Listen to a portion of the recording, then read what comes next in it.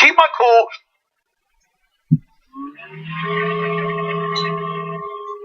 Calming down now. Okay. It's very hard to think straight.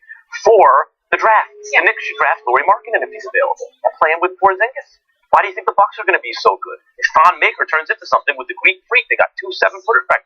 Why did the Mavericks win the championship? Not only because they shoot when they did in 10-11, they had Jeremy Lin walked out the door, no compensation. You're literally just going to cut Carmelo Anthony, according to reports, and you want to trade Porzingis? I predicted this. I said maybe the Knicks are stupid enough to trade Porzingis. Hey, Cavs, you want rim protection?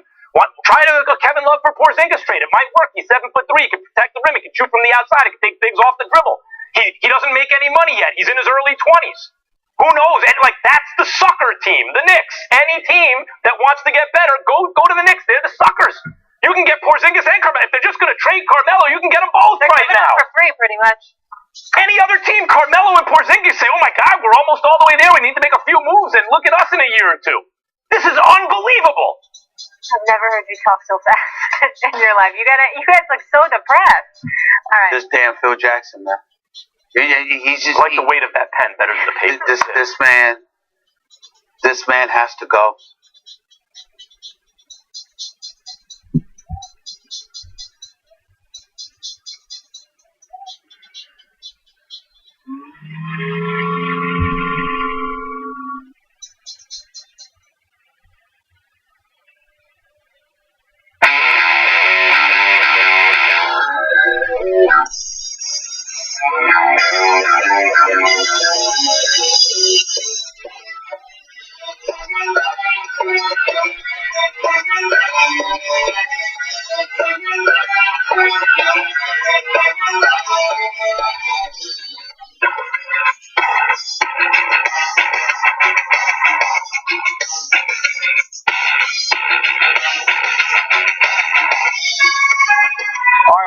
Turks, huge show ahead for you guys. I need you to buckle up. I need Trump and others to brace for impact. So a little bit later in the program, Donald Trump with his backpedal on the NRA. It's hilarious. You're gonna love it. And the Mr. Magoo controversy. Too good. Furthermore, later in the program, we're gonna try to deport Melania Trump. I'm starting that movement.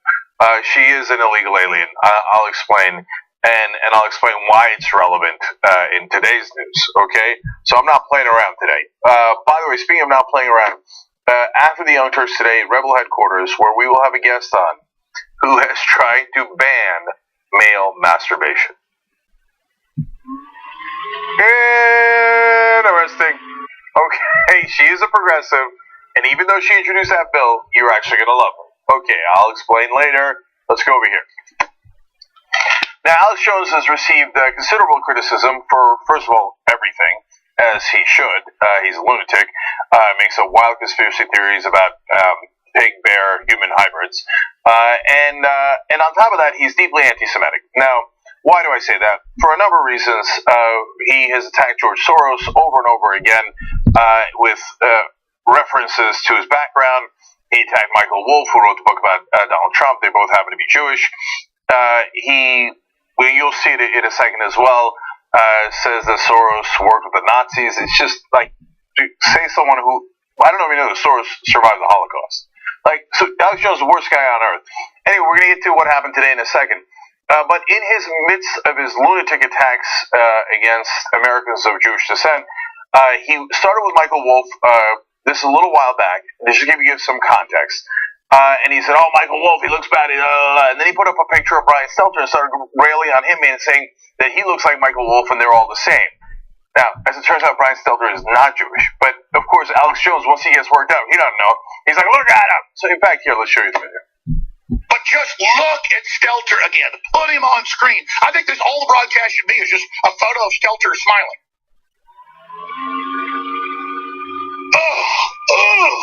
Oh my gosh. Oh, hell on earth. Seems like a perfectly fine picture to me. Why? Michael Wolff and Brian Stelter, and look at them, and hell on. Why? Okay, we're just getting warmed up. Remember this? He wants to run your life. He wants to control every aspect of your life because he knows he is a cowardly, degenerate sack of anti-human trash. I pledge before my Heavenly Father that I will resist them in every way I can. These people are the literal demon spawn of the pit of hell. Look at him. And you know what? He is better than you if you keep letting him run your life. He runs your kids. He runs the schools. He runs the banks. This guy, this spirit, this smiling, leering devil that thinks you can't see what he is your enemy. Period. All the narcissistic devil-worshipping filth. I see you, enemy. I see you, enemy. Enemy. Enemy. You are my enemy. And I swear total resistance to you with everything I've got. So, look, it's hard not to be amused by this literal lunatic on air ranting and raving when he should be in a straitjacket. But the things he's saying are not funny. They're the most anti-Semitic things I have ever heard in American media. He ticked off almost every single trope used to attack Jews in history across the world. Anti-human trash, dehumanize them. Demon spawn, references to devil worship, filth. I mean, this is Fascism 101, Nazi 101. He's controls your kids, a reference to kids, which he's going to make worse in a second with blood libel. And he runs the banks. Brian Stelter, it works in media. Why would he run the banks? Because that is the most classic trope against Jews in history. So he's going off on Soros and Wolf and Stelter and these people, they're filth, they're trash, and he promises his Heavenly Father that he's going to rout out the enemy. I've seen this movie before, except the guy had a little mustache right here when he was saying it. So now, today, he is going to defend himself, and he says, no, it's okay. I'm not anti-Semitic. Well, I am very curious to see what this defense is going to be. Oh, buckle up. Soros is a Nazi collaborator that helped round up thousands of his fellow Jews, and then he has groups saying, I'm a Nazi collaborator when he's a Nazi. I mean, it just shows how reprobate and bankrupt the leftists are. And Soros is a Nazi collaborator that helped round up thousands of his fellow Jews, and then he has groups saying, I'm a Nazi collaborator when he's a Nazi. I mean, it just shows how reprobate and bankrupt the leftists are. And she's my ex-wife now. And, you know, it's my new wife, her pedigree's German, 3/4 German from Omaha, and a quarter Irish, and I'm proud of that background. And the anti-Semites call her Jewish and everything else. And if she was, I'd be proud of it. But no, she's got a noble nose, but she's not Jewish. So, you know, that's what all this comes down to, ladies and gentlemen, and it just is insane. Oh, double face palm. Your defense of why you're not anti-Semitic is my wife has a big nose, but she's not Jewish. You just said that Jews have big noses, and it is not a defense to, like, he couldn't even say some of my best friends are Jewish. He couldn't say my wife is Jewish. He couldn't say any of that. He had no defense. Said my wife's not Jewish, but she has a big nose like the Jews. Oh my God, that's the worst defense I have ever heard in my life. But he thinks nailed it. Look, if you weren't clear about the tropes, I'm going to give you one more from the Brian Stelter rant. I mean, again, it's the worst thing I've ever seen. This guy, and by the way, if you notice in the beginning there, he called George Soros a Nazi collaborator. Of course that's not true. Of course he's not. And Soros was a kid at the time. The guy survives the Holocaust. And this clown, and I'm trying not to use worse words against him, but he has more than earned it, then turns around and calls a Holocaust survivor a Nazi collaborator. And then he says this about Stelter. Disingenuous, fake, false, broke back, twisted, a defiler, a betrayer, a backstabber, a devil! He will pay. Yeah, you think I don't see your face, scum. You don't think I don't see you, Stelter? I see you. You understand me? I know what you think of me and my family. I hate right back. You understand that? You understand that, Stelter?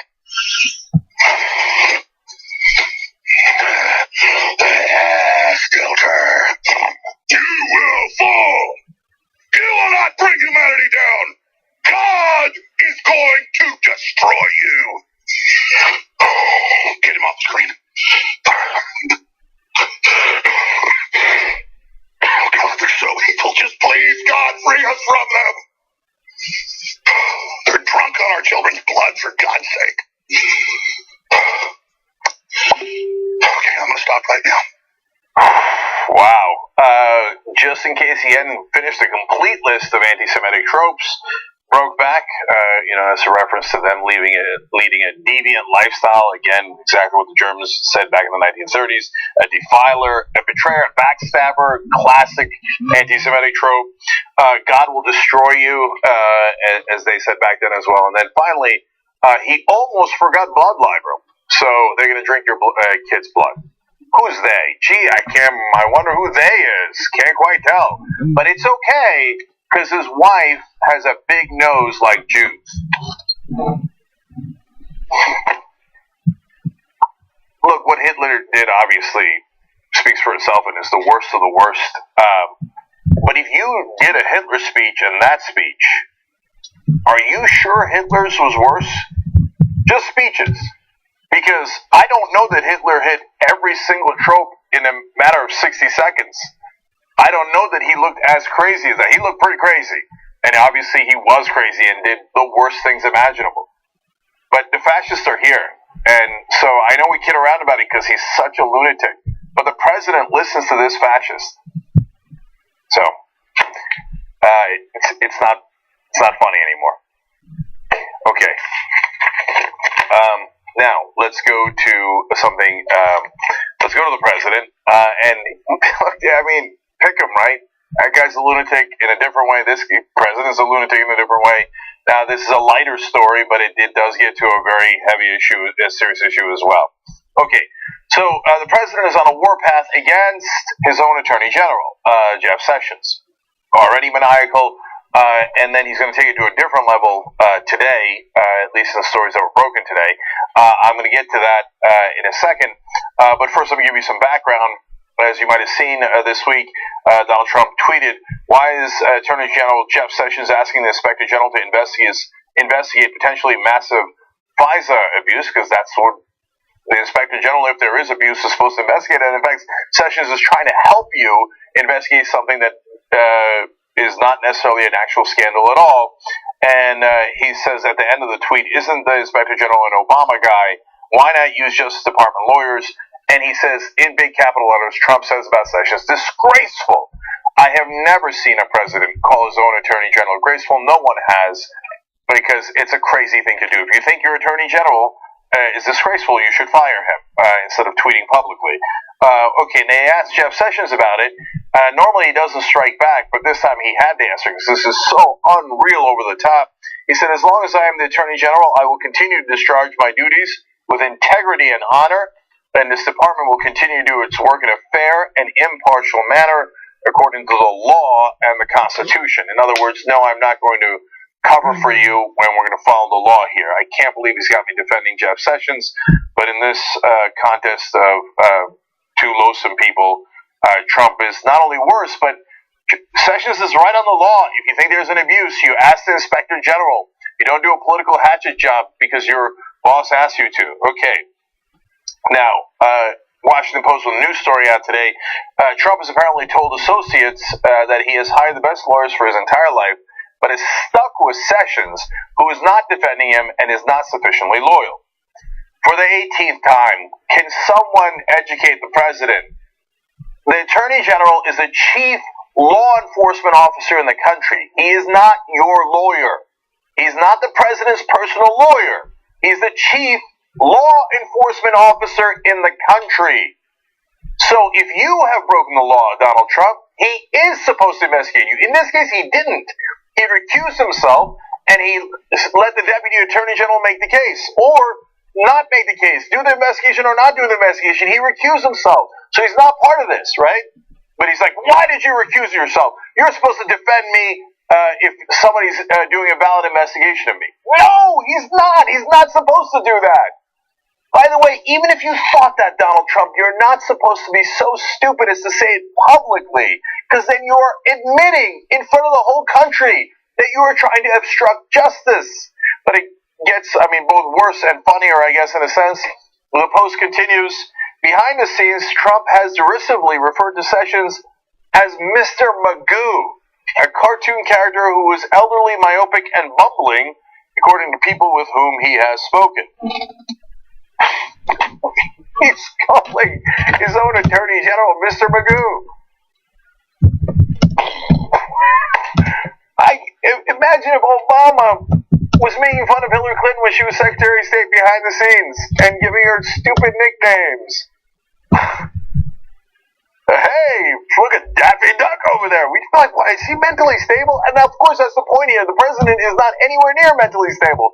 And he is in a panic to cover up whatever he did with the Russians, because he has got to end that investigation. In fact, now the investigation, of course, is looking at why he's in a panic, why he's obstructing justice in plain view in front of all of us. So in recent months, Mueller's team has questioned witnesses in detail about Trump's private comments and state of mind in late July and early August of last year, around the time he issued a series of tweets belittling his beleaguered Attorney General. These people said the thrust of the questions was to determine whether the president's goal was to oust Sessions in order to pick a replacement who would exercise control over the investigation into possible coordination between Russia and Trump associates during the 2016 election, these people said. Now, there's your obstruction of justice. Now, look, it's not easy to prove. If Mueller wants to prove that, he's going to have to show two things. One, Trump wanted Sessions to leave so he can get someone to do his political dirty work and kill the investigation. One is he wants Sessions to leave for that reason.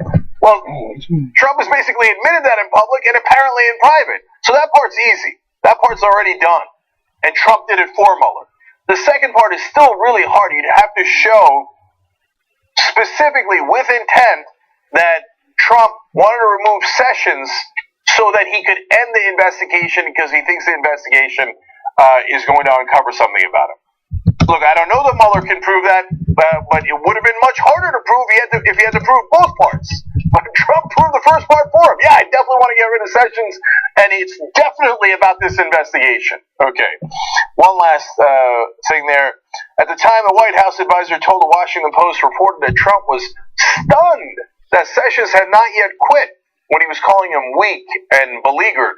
The president said that the advisor added, had been hoping the Attorney General would be so embarrassed by Trump's scathing comments that he would leave. Trump in this period also ordered his then Chief of Staff, Reince Priebus, to get a resignation letter from Sessions. Again, if they have all that on the record in the investigation, now they're 2/3 of the way through proving that he was trying to obstruct justice. I want Sessions to leave. I want him to leave because of the investigation. Make him resign.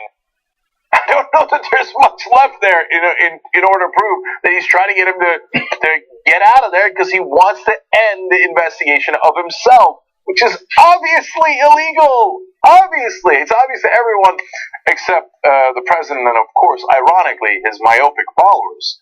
So, speaking of which, let's go to irony. Now let's have a little bit of fun. That's the serious part. If you didn't grow up watching Mr. Magoo, you might want some background on him, and this is good.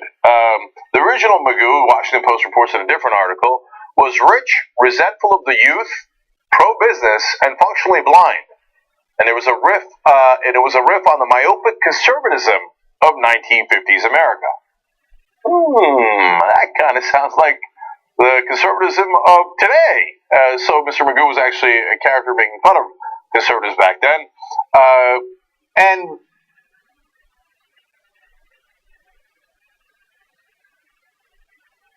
I get that Trump's attacks against Sessions are not that complicated, and they're not too cerebral, and not based on necessarily the history of the actual cartoon of Mr. Magoo. It's probably more because of looks. So let's take a look here. So that's Jeff Sessions. This is Mr. Magoo. This is Jeff Sessions and Mr. Magoo. That is a rare point I will concede to Donald Trump. Okay, now, back to the original Mr. Magoo. Here's some descriptions of him in a book about him. He was an irascible millionaire. Huh. Who does that sound like? Not Jeff Sessions, but perhaps a certain president that we know. Hold on. He had, quote, absolute self-confidence. Uh-oh. And he wreaked havoc upon others. I'm pretty sure I know who that is. That's that guy. That also kind of fits. And finally, just a fun little fact for you guys to end the segment, having nothing to do with politics. The original voice of Mr. Magoo was Jim Backus. Thurston Howell from Gilligan's Island. Apparently he had a little niche in doing rich people's voices. So,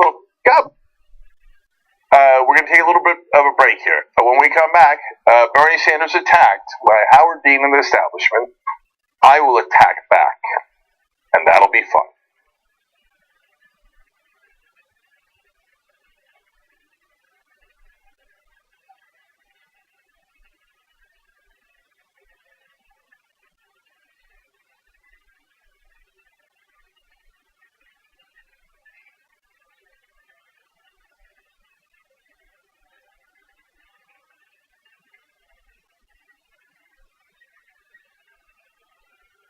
They have so many checks and balances that you can be mentally ill and it takes you 6 months before you can prohibit it.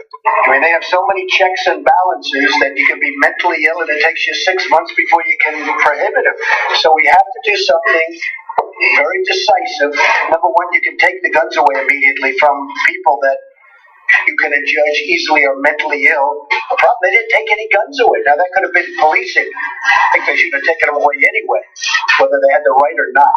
The court, obtain an order, and then collect not only the firearms, but any weapons in the possession Or of that might individual. take the firearms first and then go to court, because that's another system. Because a lot of times, by the time you go to court, it takes so long to go to court to get the due process procedures. I like taking the guns early, like in this crazy man's case that just took place in Florida. He had a lot of firearms, they saw everything. To go to court would have taken a long time. So you could do exactly what you're saying, but take the guns first, go through due process second.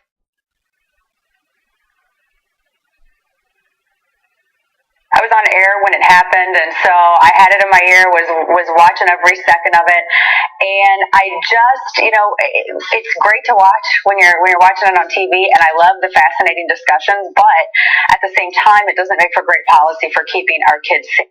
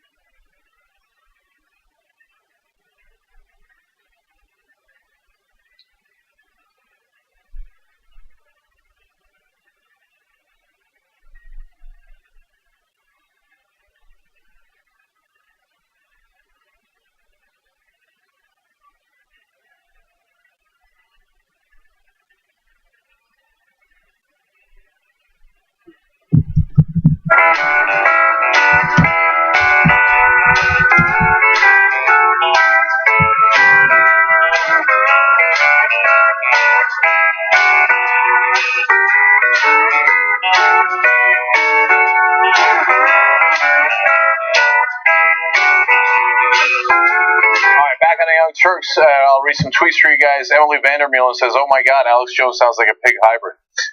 Okay. Eric Wynn says maybe Alex Jones is getting Soros confused with Gorka. Art Murray says, nope, I can't read that one. Sorry. I'll go to YouTube Super Chat. Jerkimer James says, great show. Keep it up. Thank you. Appreciate it. Gotta go. I got a lot of stories for you. Let's go over to Trump and the NRA. Okay. Donald Trump the other day had a bipartisan get-together at the White House and said some really interesting things that were not expected. I had some predictions about that, which we'll, of course, get to in a second. But since it was bipartisan, a couple of Democratic senators were there, like Amy Klobuchar, and she proposed expanded background checks. Now, the NRA is against that. And then Feinstein has been proposing the assault weapons ban. Now, the NRA is very much against that, and Trump has never said that he was in favor of that until now. Now, watch this interaction. The states that have these background checks, they have a 38% lower domestic homicide rate. This is domestic violence. And for those cases especially, it makes a major difference. You're and probably this aware number, that it's pretty hard to live off a lower wage. But what you want to 6,000 know women in 10 years were killed by a partner, whether it was a spouse, a boyfriend. 6,000, I think, would make a major difference. If you could add that to this bill, that would be great, Diane. If you could add what you have also, and I think you can, into the bill. Yeah, tell her you're ready. Can you do that? Joe, can you do that? Pat, can you add some of the things? You're not going to agree with me. Yeah, you help. Well, no, I'll help, but can you add what Amy and what Diane have? Can we add them in? I would say this. We're going to get it passed. Yeah. We're going to get it passed. You can add domestic violence paragraphs, pages into this bill. I'm all for it. I think it's terrific if you can do it. It can be done. That can be done too. Expanding background checks, adding people who've been convicted of domestic abuse to people who can't get guns, banning assault weapons. You see the Democrats got excited there, and the Republicans are like, no, somebody stop him, somebody tackle him, because he doesn't know any policy. Don't get him in front, look, don't put him in front of cameras if you're a Republican. He's just going to embarrass you. Look, if you ask me, is that a deal? I'll take every one of those. Great deal. Wonderful. Let's do it. But as I told you yesterday, he ain't going to do it. We'll get to that in a second. I'm going to show you a couple of fun videos here. Look at the Democrats get excited when he says yes. Here's Klobuchar first. I'm all for it. I think it's terrific if you can do it. It can be done. That can be done too. You want to do it? Hey, great, man. Keep going. Here's Feinstein getting excited about her part. So if you could add that to this bill, that would be great, Diane. If you could add what you have also, and I think you can, into the bill. Yeah, tell her you're ready. Can you do that? Joe, can you do that? Pat, can you add? Don't get too excited. But look, I like those provisions. I'm glad that they are there fighting for those provisions. But it ain't going to happen because Trump doesn't know what the hell he's talking about. But here's more from Trump. Now, this is not a popular thing to say in terms of the NRA, but I'm saying it anyway. I'm going to just have to say it. But you can't buy, I mean, think of it. You can buy a handgun. You can't buy one. And you have to wait till you're 21. But you can buy the kind of weapon used in the school shooting at 18. I think it's something you have to think about. We just saw President. So, I'll tell you what, I'm going to give it a lot of consideration, and I'm the one bringing it up, and a lot of people don't even want to bring it up because they're afraid to bring it up. I can say that the NRA is opposed to it, and I'm a fan of the NRA. I mean, it's no bigger fan. I'm a big fan of the NRA. They want to do it. These are great people. These are great patriots. They love our country. But that doesn't mean we have to agree on everything. I'm a big fan. I'm the biggest fan, but I don't agree with them. The tough guy continues. I can't wait for the back pedal. But okay, here, let's watch. Chris, did you have something? No. I think you underestimate the power of the gun lobby. No, I'll tell you what. The reason I had lunch with the NRA on Sunday, I called them. I said, you got to come over. I said, fellas, we got to do something. And they do have great power. I agree with it. They have great power over you people. They have less power over me. I don't need it. What do I need? Some of you people are petrified of the NRA. You can't be petrified. They have less power over you. You can't be petrified. Wait till you see the conclusion. Okay, I told you. But hold for that, hold. In that clip, though, I love Chris Murphy, who is Democrat, who's fought really hard for gun control from Connecticut, going like, yeah, really? You're going to pass all those laws you just said? Yeah, you don't even know how much the NRA has power over you, you schmuck. And he's just like, look, Chris Murphy would love to pass those bills. He's like, yeah, go keep on blabbing. And then meanwhile, Cornyn, who's a deeply right-wing Republican, totally bought by the NRA, sitting in the middle of like mortified, like, oh, Jesus Christ, what is going on? All right, but we haven't gotten anywhere near the worst part yet. Now, listen to what Trump's going to say. He's going to say, let's take people's guns away, and I don't care what the law is. What? Imagine if Obama had said this. Watch. I mean, they have so many checks and balances that you can be mentally ill and it takes you 6 months before you can prohibit them. So we have to do something very decisive. Number one, you can take the guns away immediately from people that you can judge easily are mentally ill. The problem, they didn't take any guns away. Now, that could have been policing. I think they should have taken them away anyway, whether they had the right or not. The court obtain an order and then collect not only the firearms but any weapons in the possession Or of that might individual. take the firearms first and then go to court, because that's another system. Because a lot of times, by the time you go to court, it takes so long to go to court to get the due process procedures. I like taking the guns early, like in this crazy man's case that just took place in Florida. He had a lot of firearms, they saw everything. To go to court would have taken a long time. So you could do exactly what you're saying, but take the guns first, go through due process second. Really? Deal. The senators are looking around stunned. What is he saying? So he says in the beginning, let's just take the guns away first. And then Pence jumps in. He's like, no. What he meant is, of course, you get a court order, and then you could have the legal right to take the gun away under very limited circumstances. Trump comes in and says, no, Mike, you misheard me. I just say take the guns. We take the guns first, due process second. If Obama had said that, every right winger would be like, what are you doing? He's coming for our guns. Well, your daddy just said it. Donald Trump said it. What are you going to do about it? Well, don't worry. You don't have to do anything, because the NRA is going to yell at him, and all their fanboys are going to yell at him until Trump buckles, because of course he's a coward and he never meant any of it. But let's show you some of the yelling. Dana Loesch went on and said, well, this is wrong. The NRA spokesperson. Then Maria Bartiromo, super right-winger on television, she's yelling at Kellyanne Conway. Let's watch. Kellyanne, obviously this is a very troubling comment. What did the president mean exactly by that? Is he ignoring the Constitution and taking someone's property before due process? But is the president going to clarify that he, in fact, is not going to ignore the Constitution and take somebody's property before due process? But I almost feel like yesterday he was trying so hard to appear that he is willing. He's going to be in the middle of the road. He's willing to make changes to answer the upset over these school shootings. But doesn't he have to be careful not to step on due process? This is America, the Constitution. And what he said, I almost feel like maybe it was for the cameras. And you're saying he didn't mean that. No, I didn't say he didn't mean that. No, Maria. What I said is the third time I'm going to say process, it. Blowing off due process. Like, really? Okay, of course not really. So yesterday we had the quotes, but we didn't have the video. Based on the quotes, here was my prediction on yesterday's show. Even Republicans know Trump's an idiot and he doesn't really know what he's saying.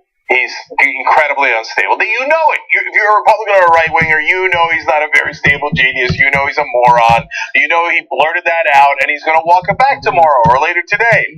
So he'll walk this back and go, oh, sorry. But he won't do it. He'll have an aide come out and do an official statement.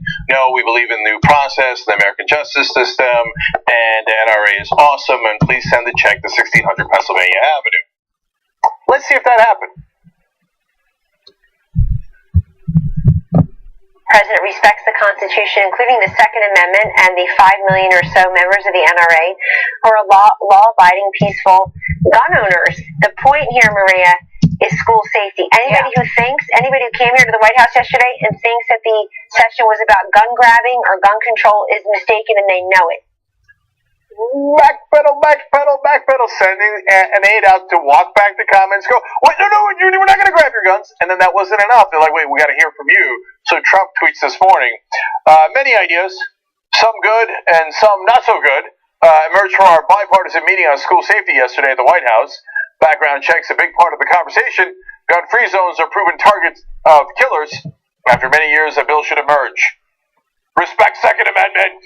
In other words, I'm so sorry. I respect the Second Amendment. I didn't mean it. What happened, tough guy? I thought you weren't afraid of the NRA. Why don't we pass the ban on assault weapons that you said you were in favor of yesterday?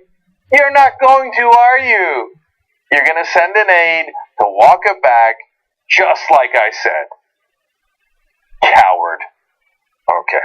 By the way, also idiot. Now, let's go to attacks on Bernie Sanders. So, this morning, a very important story about interfering in our elections by potentially foreign sources. This time about Bernie Sanders. Whoa, this is very interesting. Leveling the charge among many others is Howard Dean, who, believe it or not, at some point was a progressive before he became a lobbyist in Washington. So he tweets out this in regards to the charges against Bernie Sanders. Let's take a look. It says, and all in caps, very Trumpian. Apparently the Russians weren't the only ones screwing around with our elections. And then Sanders fined for accepting foreign donations in 2016 election. Wow, geez, Lord mercy, I didn't know the Australians were trying to buy our elections. And they were going with a curious path of backing Bernie Sanders. Fascinating. Well, I mean, if Howard Dean was paid to say something, then it must be true. So let's take a look at the article and figure out how devastating this is, okay? Senator Bernie Sanders' presidential campaign will pay $14,500 as part of an agreement with the Federal Election Commission over allegations that the campaign wrongfully accepted in-kind donations from an Australian political party. Now, wow, I wonder what they did. Did they funnel all sorts of money to them and then they bought the Facebook pages and fake news and all that? I guess. I don't know. I mean, it seems really serious. It's $14,500 fine. Whoa. Okay, so let's find out. The complaint centered on a group of 7 Australians who volunteered for the Vermont Independence 2016 presidential bid. Oh. It was a bunch of volunteers. They didn't funnel any money or just volunteers. So why is this even an issue? Well, the Australian Labor Party paid a total of $24,422 for the volunteers' flights and stipends, according to the FEC document provided by the Sanders campaign. So apparently, they paid for the flights. And these volunteers show up. They're not donating to Sanders' campaign. So the Sanders campaign thinks, oh, volunteers came in from Australia. Lovely, right?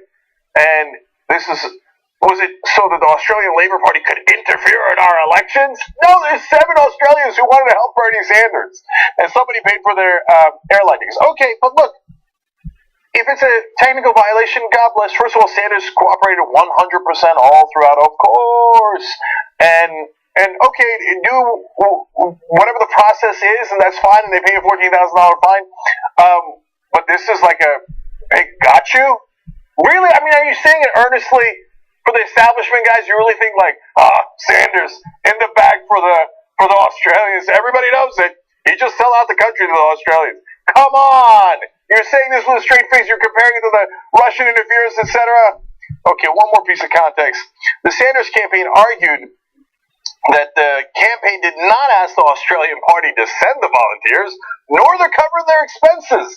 They also argued that though some campaign staff members knew that the Australians received stipends, they, quote, mistakenly believed that the services were performed by the ALP delegates constitute exempt volunteer activity according to the conciliation document. Okay. So there was a slight misunderstanding about a rule. Just to be safe, Sanders settles anyway. According to the FEC document, the volunteers participated in hands-on activity typical of volunteers, including canvassing and planning events. Wow, seems really nefarious, knocking on doors. There's no money being funneled in. Nobody's trying to buy anyone. To make a federal case out of this is unreal. In fact, that goes to the hypocrisy and the corruption of the Federal Election Commission. So if you don't know, the FEC is split into 3 Democrats and 3 Republicans. Whenever a Republican is investigated, the 3 Republicans block it, and they go, In fact, there was a recent story we did about how the Chinese are funneling money in through a trade group in America, and the Republicans are like, wait, where's the money being funneled to? Oh, Republican candidates? Yeah, no, I don't see any problem. We're not going to investigate that. And if it's a Democratic candidate, Democrats go, nope, not going to investigate it. So the FEC almost does nothing at all. But the one guy they decided to lay the hammer on the most inconsequential issue I have ever seen on this topic, Bernie Sanders. Why? The Republicans are like, oh, we'd love to bury Bernie Sanders. They go to the Democrats. Democrats are like, oh, we'd love to bury Bernie Sanders. You got a deal. For the first time ever, the FEC will do something. By the way, where did all this come from? It was a Republican from New Hampshire named O'Brien. He filed the complaint with the FEC in 2016 after the release of videos filmed by the conservative group Project Veritas, according to WMUR, a local station. Howard Dean and other Hillary Clinton supporters. You're quoting Project Veritas? One of the worst right-wing hatchet job, fake news organizations there is in America. How many progressives have they gone after with lies? These are the guys who smeared Planned Parenthood, and the list goes on. And you're going to back their claims against Bernie Sanders? How much do you despise progressives? How much do you want to keep that gravy train going? Yes, you're right. Bernie Sanders might get money out of politics. Yes, you're right. He would end the corruption. And for the rest of us, that's great news. But if you're part of the corrupt, you do not like that at all. But to be fair now, you guys all know that perhaps one of the major candidates, Donald Trump, might have gotten interference on a different scale. Not a bunch of volunteers who wanted to come help him. But Hillary Clinton is the one that Howard Dean supported. She must have been completely clean of any of this, because I know, because the FEC didn't investigate her. Except for this from WikiLeaks, the CBS quotes. This was from right before the election. Clinton National Finance Director Dennis Chang wrote in April that the campaign needed to make a policy decision on whether to allow those lobbying on behalf of foreign governments to raise money for the Clinton campaign. After some debate, campaign manager Robbie Mook responded that he was okay just taking the money and dealing with any attacks. And Jennifer Palmieri agreed. Take the money. Oh, I'm sure the FEC is just working around the clock to make sure that they put those people away. I mean, that's a way worse case. It's not a bunch of volunteers who came in looking to help a fellow progressive. It was foreign money. They knew it was foreign money. Campaign manager and another top staffer says, take the money. I'm okay with taking the money and dealing with any attacks later. Don't worry, Robbie. You're part of the establishment. There aren't going to be any attacks later. The FEC is going to protect you no matter what. And then ironically, they're going to go after the one guy who is not corrupt. This is how dirty establishment politics is played. By the way, what happened to Howard Dean, from a progressive fighter to a supporter of the rich and the powerful, and going on Morning Joe and doing what he's paid to do as a lobbyist, it's just one of the sickest things I've ever seen. It's so sad. It's so sad. And I mean that in all honesty. I defended Howard Dean a billion times on this show when he was the progressive and he was being attacked by the establishment. For him to turn around and do their dirty work, I'm not sure I've ever seen anything sadder in politics. Okay, one last story. Okay. For me, at least. Really interesting story that broke a couple of days ago about Dianne Feinstein. Now, it's old, so I don't want you to get the wrong idea. It's back from 1984 when Feinstein was the mayor of San Francisco. I'm not telling you this because I think Dianne Feinstein, it's not a good story. It's about her defending the Confederate flag. I'm not saying that because I'm telling you that she believes the same things today that she believed in 1984. I'm not telling you that she put up the Confederate flag because she's deeply racist. No. And I'm not saying that like, I'm not saying that, wink. No, I'm really not saying that. But I think it is an important story because it gives you a sense that Dianne Feinstein, her whole career, has done nothing but political calculation. Everything is political calculation. So that was also in play in this case. So let me quote Law and Crime, Colin Kalmbacher writing here, and then I'll explain the context. They explained that California senior Senator Dianne Feinstein once fought and pushed for the prosecution of black activists who opposed her repeated efforts to fly the Confederate flag at San Francisco City Hall. Now that is bizarre. Why in the world would you want to fly the Confederate flag on City Hall in San Francisco? I mean, you got no excuse about history and heritage and culture and all that stuff. So, they explained back then, in '84, early in the year, Feinstein okayed the flying of the stained banner, also known as the Confederate battle flag, at City Hall as part of a, quote, historic display. Again, absolutely bizarre. It's not Tennessee, it's not Mississippi. I don't know why San Francisco would want to honor this, the Confederate flag, with a historic display. Okay. On April 15, 1984, a communist organizer, Richard Bradley, outfitted in a Union Army uniform, scaled a 50-foot flagpole at the Civic Center in San Francisco and removed the Confederate battle flag. The remnants of that flag were then burned by a Union member. Go get them. As a small fire raged, a crowd of black activists, socialists, and unionists broke into a chorus of the anti-slavery anthem, John Brown's Body. Okay, look, things like that just happened recently with the covering of the Confederate monuments, some of the Confederate monuments being taken down, etc. But look, you got to be careful, and you shouldn't break the law. And if you're the mayor, you got to enforce law. I understand that, but it's not the hill I would have fought on. But she was apparently very mad about that. So, at the time, Feinstein, who was in the running for the Democratic vice presidential nomination, was seeking to curry favor with the Dixiecrats, who would be arriving in town 3 months later for the Democratic National Convention. She had the flag put back up.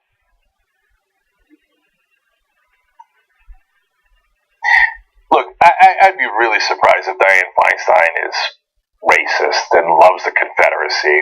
That would be bizarre. I don't think that's the issue here. She wanted the vice presidency in 1984, and they were saying that it was going to be a woman, and they were right. It was a woman. It just happened to be Geraldine Ferraro. So she's angling for it, and she's like, how can I convince the Southern Democrats? Because why? Why in San Francisco? How can I convince the Southern Democrats that I'm with them? Oh, I got it. I'll fly a Confederate flag in San Francisco. Elect a real progressive. Okay. So the activists are like, no, we're not going to let a Confederate flag fly over San Francisco. It's not going to happen. So they take it down again. And of course, again, Feinstein is enraged. This time, however, Bradley was arrested on charges of vandalism the second time he took it down.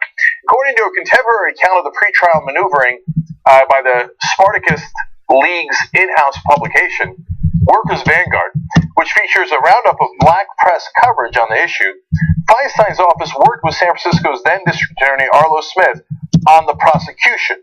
Of particular concern to Feinstein was that Bradley make restitution to the city of San Francisco for the destroyed flag. So she wanted a black activist to pay for the Confederate flag. Let it go, man. You made your point. Hey, Dixiecrats, I'll do whatever you want. I'm your girl. Whatever, okay? You made your point. You're going to go and insist on his prosecution and insist that he pay it back. All right. As news of Bradley's prosecution spread, phone calls and telegrams swamped Feinstein's office, and finally, Feinstein relented. The exhausted mayor promised not to fly the Confederate battle flag again. Only after she had to be convinced, and there was a world of pressure. Aren't you exhausted trying to get so-called Democratic politicians to be progressive? But wait, the story isn't over. Feinstein apparently wasn't quite content with this turn of events and still had time to make her case to the Democratic Party power brokers. So after Bradley's trial faded from the headlines, near the end of June, Feinstein raised the stars and bars. The the first flag of the Confederacy. Yeah, no, that's not a progressive. And it's certainly not someone who's going to fight for you. And look, and if you don't know the context, one last thing that's important. Again, it isn't to go back in time and say she can't change. If you asked her about the Confederate flag now and she still wants to fly it, you never know with Diane, but I'd be really, really surprised. I'm trying to be fair to her, okay? But every time that she's had an opportunity to make a political point like this, she has attacked the left, not supported it. It's not the only time. So one time, Kamala Harris, of all people, was doing a prosecution, and it was a really high-profile case of a murder, but she didn't want to pursue the death penalty. Feinstein called a press conference and attacked Kamala Harris back then and said, no, we need a death penalty. Why? She wanted to appeal to in the general election to the right wing and say, don't worry, if you need someone to punch the left wing in the face, Dianne Feinstein is your person. Over and over and over again. She says on Medicare for All, she's not going to do it now. She's been in office for 50 years. That she might do it at a later time. She says, no, it's not the time. It's not the time to help progressives. For Dianne Feinstein, it is never the time to help progressives. It's always the time to help herself. Elect a real progressive in California. You know who I think it should be. Allison Hartson.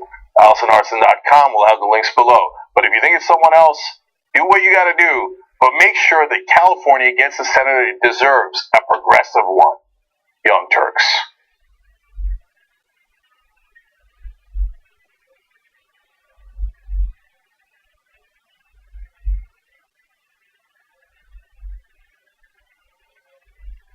Dream on the planet. I ask leave of the Senate to continue my remarks. Too strong. You're not answering the question. Answer the question. No one is above the law, and that includes the President of the United States of America.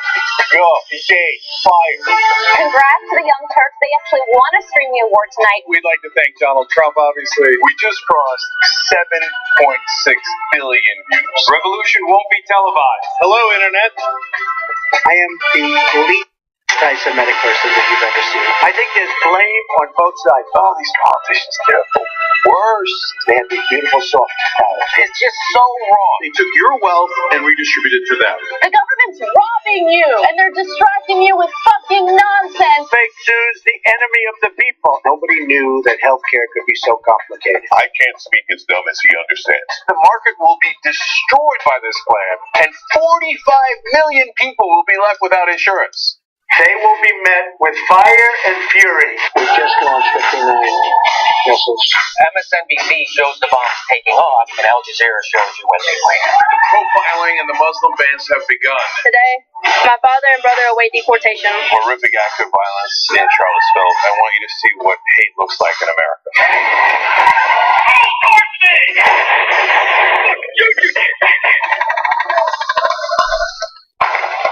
What a sick country we live in. It's time to get up and fight back.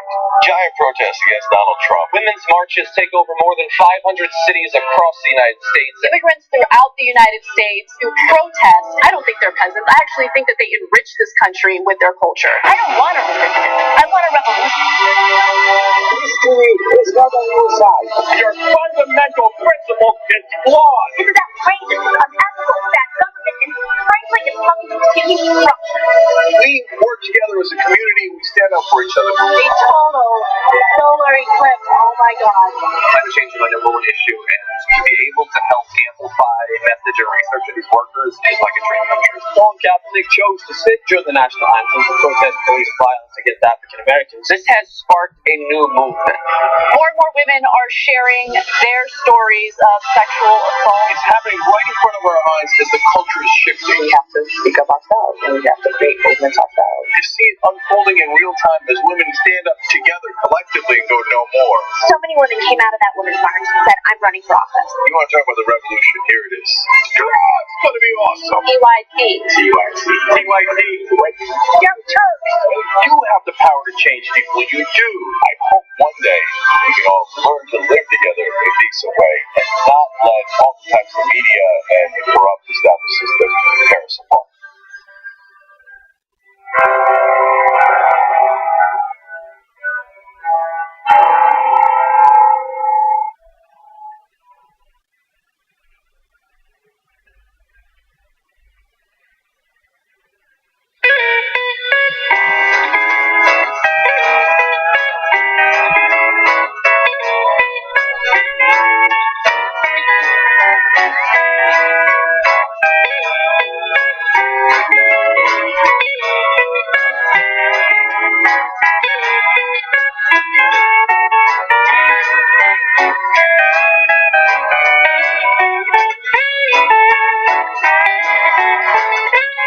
All right, back on the Young Turks.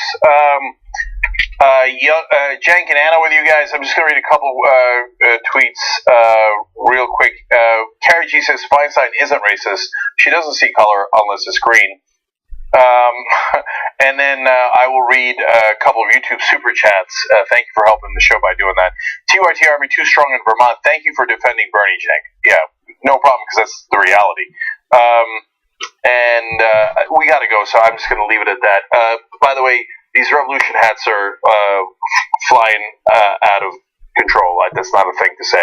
Flying out of control. Yeah, that's not a word. There's insanity in the control room tonight. There's insanity at shoptyt.com tonight. So I like that pink one. I know, right? Can I get a one shot here, guys? Shoptyt.com. Check these out, okay? Can I have the pink one? I asked Jen. She's like, I don't think you can.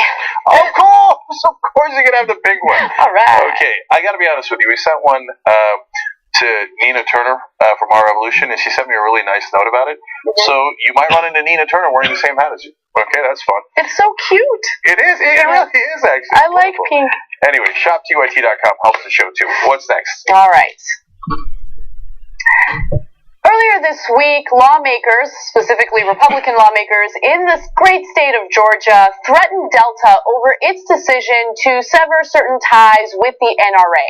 Now, Delta wanted to take a stand against the NRA and stop offering discount prices for NRA members who wish to fly with that airline. Now, as a direct response to that, Republican lawmakers threatened to take certain tax benefits away from Delta if they pursue this severing of ties with the NRA.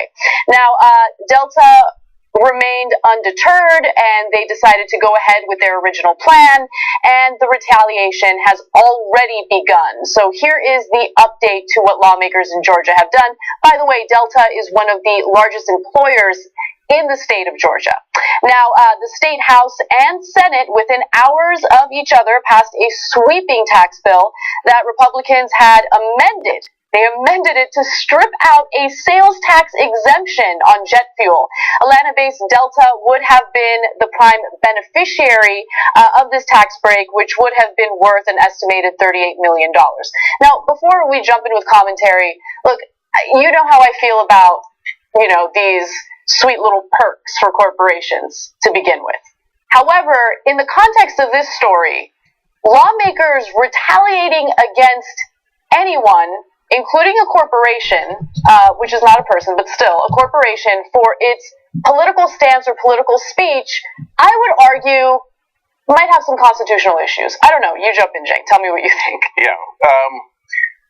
Look, if Democrats in a blue state attack a corporation for being too conservative, I mean, you know what Republicans do. Oh, they hate the free market. They're socialists. Mm-hmm. They're communists. They're Marxists. They're the worst, and I can't believe they're using taxpayer, money, whether it's subsidies or taking away subsidies, to threaten people for their political position, etc. They do it, no concern at all. I mean, so this is insane. In the House, on the House side in Georgia, the vote was 135 to 24. So not close, not remotely close. Every Republican voted for it. And the Senate side, 34 to 15, not remotely close. So they're like, oh yeah, punish people for punish corporations for not having the politically correct principles and ideas and positions. Great, let's do it. That is literal political correctness. It's political correctness. You're right. This is, it goes against what they preach about the free market. I mean, you're going after a corporation and picking winners and losers based on your own political beliefs. And look, let's put it in the context of a more liberal state, right? So let's do a little throwback. Back in, I believe it was 2012, Chick-fil-A was in the middle of controversy because the head of Chick-fil-A during an interview talked about how he was against same-sex marriage.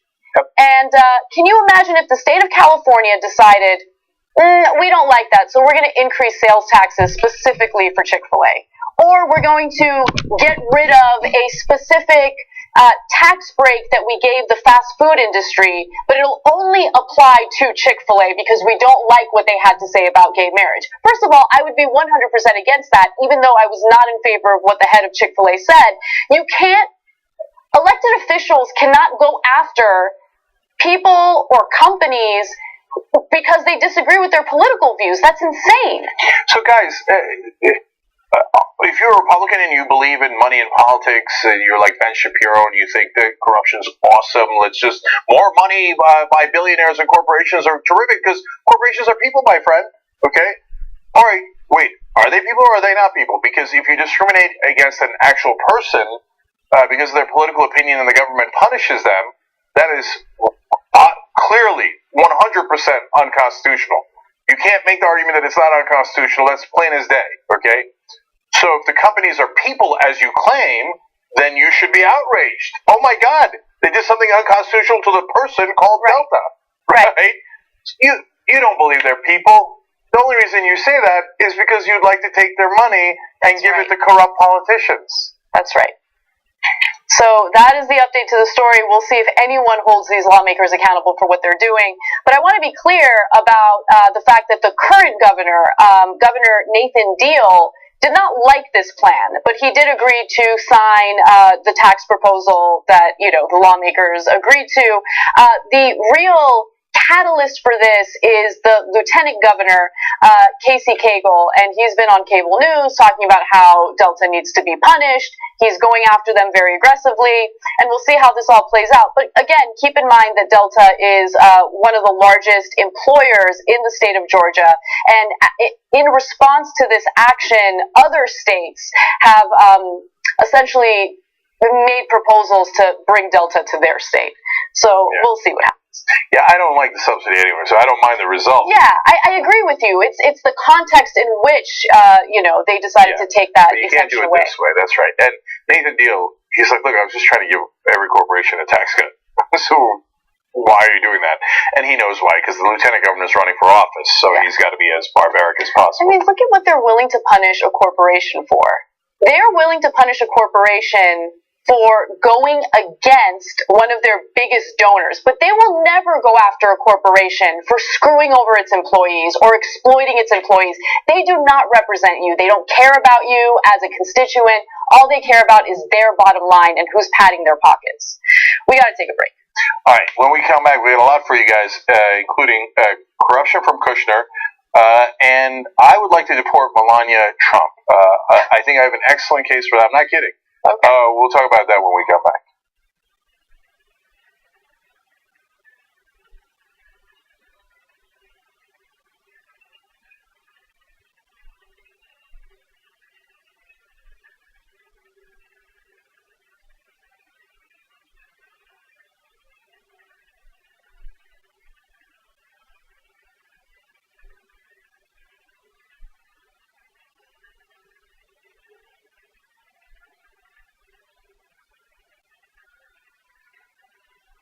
Welcome to the Young Turks on a momentous day. What now?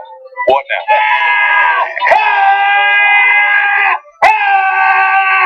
We get animated about the news. Yes, we're not the robots on TV. I actually care about the news.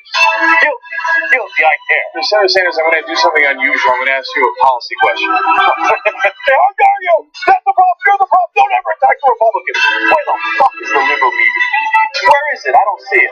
No. These are all establishment guys. They love the system as it is. They're all enormously rich off the system that exists. For us, this system isn't working. So what this campaign is about is trying to create an economy that works not only for the people on top, but works for all Americans. So what's happening in the Democratic Party is what used to happen in the general election.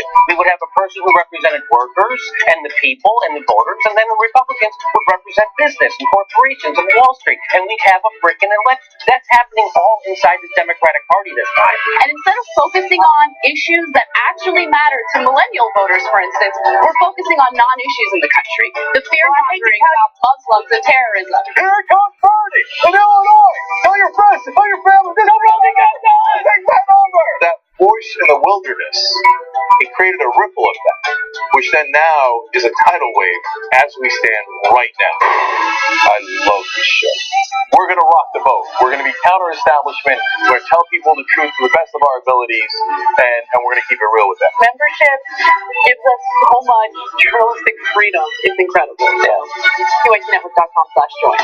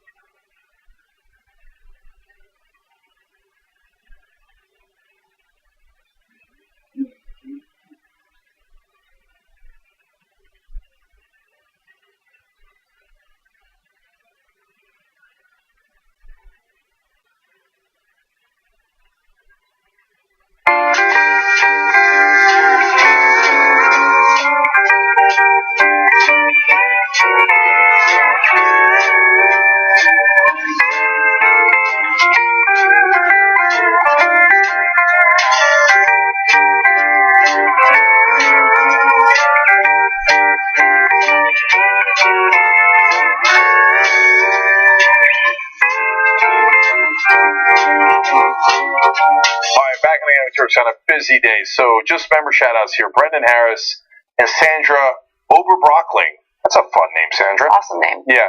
So tonight we'll have a post game for you guys as usual.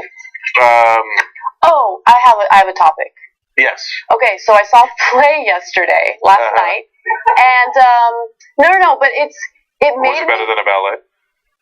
It was actually insanely good, and so I want to talk about that. But more importantly, it made me really rethink my stance on sex work. Huh. It was very interesting. So we'll talk about that. Is that the same one my wife went to? Yes, yeah. You guys went together, right? Yeah. It was so much fun, yeah. Okay, well, I was working. Okay, nice for you guys to have fun. Anyway, what I was doing last night was doing old school with Ben, where we invented not one, not two, not three, but 4 new words. Yeah, one of them is my favorite. Oh, really? Ben and I already talked about it, yes. No, but by the way, they're really good words. I'm not kidding. Like, there's some chance they're going to stick. We'll talk about it a little bit more in the postgame. I'm curious what your favorite is. tytnetwork.com/join to become a member and get all the postgames and old school and all the shows. I'm going to give you one more URL here. Oh, and I'd love to check it on Kansas, but we'll do that later in the show. Apparently, I was supposed to say about the members-only hats, and those are apparently members-only hats. tytnetwork.com/communications to do something. Okay? Good luck. All right, what's next? Great. All right. Jared Kushner Kushner this week lost his top-level security clearance. And so since Mueller does not really speak about his investigation much, and we don't know the details of that investigation, there has been an investigation by reporters into some of the business dealings that Kushner has had that could have potentially compromised him when it comes to his job as a member of Trump's administration. Now, this has nothing to do with Russia, so everybody calm down. It has more to do with banks in the United States, meetings that he had with these banks while he was in the White House, and the gigantic loans that his family's business, real estate business, got immediately after those meetings. So let me give you the details on that. So there's Apollo, which is a private equity firm. In November, Apollo lent $184 million to Mr. Kushner's family real estate firm, Kushner Companies. The loan was to refinance the mortgage on a Chicago skyscraper. Keep in mind that that amount was a little unusual from Apollo. It was triple the size of the average property loan made by Apollo's real estate lending arm, Securities Filing Show. Okay, so there's Apollo. That's a pretty large amount of money, but then you move on to Citigroup. An even larger loan came from Citigroup, which lent the firm and one of its partners $325 million to help finance a group of office buildings in Brooklyn. Okay, again, when we reference firm here, it's Jared Kushner's family's real estate company. The loan was made in the spring of 2017, shortly after Mr. Kushner met with the White House, met in the White House with Citigroup's chief executive, Michael Corbat. The two men talked about financial and trade policy and did not discuss Mr. Kushner's family business, one person said. So there are multiple sources that are speaking to the New York Times about these meetings, and that is what they claimed. But some of you might wonder, okay, well, what would a private equity firm like Apollo possibly want? What would Citibank or Citigroup possibly want? Well, Apollo has sought ways to benefit from the White House's possible infrastructure plan, and its executives had tens of millions of dollars personally at stake in the tax overhaul that was making its way through Washington last year. When it comes to Citigroup, one of the country's largest banks, it's right now heavily regulated by federal agencies, and like other financial companies, it's trying to get the government to relax its oversight of the industry. All right, so 3 points here. Number one, this is why you avoid conflict of interest, because now we'll never know. Do we know for sure that Citigroup met with Kushner and they gave him a giant loan to his family because they wanted tax breaks or other regulatory issues, like, by the way, destroying Dodd-Frank, which Trump administration is in the middle of doing? Well, a lot of people would rightfully say, of course, yeah, that they want those things, and then the people in power, they grease by giving them this giant loan. But even if that's not the case, you obviously created an appearance of a conflict of interest and an appearance of corruption. Well, the conflict of interest is definite, but it is an appearance of corruption. So that's why we don't want conflict of interest issues. That's why you shouldn't meet with people who are going to pass laws about while they're giving your family hundreds of millions of dollars. So now, that's point one. Point two is Apollo, now they got something really important in return, which I'll get to as point three. But I didn't know this, they gave the money through their real estate fund, okay? And their real estate fund, apparently, is, their largest investor is the government of Qatar. That's interesting. That's interesting on a couple of fronts. First of all, as a foreign government, I hear that foreign governments getting involved in our politics is really, really bad, okay? But somehow it's Qatar and whatever, okay? All right, so, but then the second point is, one that this article from the New York Times did not connect, and I don't know if they're connected, but let me just note that Kushner was looking for $500 million for one of his properties in New York, the biggest one, 666 Fifth Avenue. He first tried to sell it to the Chinese, a company called Anbang, which is owned by the Chinese government. While he was in the transition period, he's going to go and serve the president soon, dealing with the Chinese government, and they were going to way overpay. And it was so controversial that the Chinese government was like, okay, forget it, and they backed out, right? This is just too ugly. That's pretty brazen, by the way, in the process of the transition. That was unreal. That was record-breaking corruption. And Kushner's not the one who backed out. The Chinese backed out. They're like, look, this looks bad even for us, okay? Then Kushner then went to the government of Qatar and asked for $500 million. And again, Qatar backed out because they're like, no, everybody's paying attention. This doesn't look good, okay? Then, look at this. Through two different properties, Kushner Companies gets $500 million. Part of it is from Citibank. The other part is from, in a roundabout way, the government of Qatar. Now, it really might be for those two different properties and not for Fifth Avenue, which is in a lot of trouble. That's their biggest building and in a world of hurt, right? It might bankrupt the whole company if it goes under, right? So, but it does happen to be $500 million in both cases, and it is funneled, at least part of it, through the government of Qatar, at least, and the conduit is Apollo. And he had many meetings with this guy from Apollo. It wasn't just one meeting. And they say, well, I know he's the founder, but he didn't work on that particular loan. Oh, come on! That's totally ridiculous. He's still involved in this family's business. And, it's the same situation with Trump, where he's like, yeah, blind trust. I don't even know if he actually did the blind trust. He claimed he would do it, and it doesn't appear that there was any... no blind trust. Trump handed it off to his kids. That's not a blind trust. Blind trust is you hand it off to a lawyer, and you don't know where your money is, and hence there's no conflict of interest. Trump knows exactly where his money is. Mar-a-Lago, all of his properties run by his kids, who he talks to all the time. In the case of Kushner, he says, well, I divested from the company, but actually some of these buildings he still has money in. Yes. So the conflict of interest is 100%. Yeah. Okay, and the final part of it is back to Apollo. So Apollo could funnel the money to Kushner's, and maybe they make a profit. It's possible, we don't know. That part's not clear. So that would give them one incentive. The other incentive is to help the guys in power. And what would Apollo want in return? Well, Trump, during the campaign, had said that he was going to take away a loophole that allowed private equity companies and their owners to pay half the taxes they normally would. Well, guess what happened? They didn't take away the loophole. Right. So private equity guys, like the ones that run Apollo, got to keep their loophole and cut their taxes in half.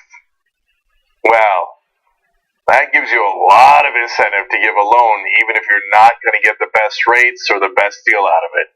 So mission accomplished.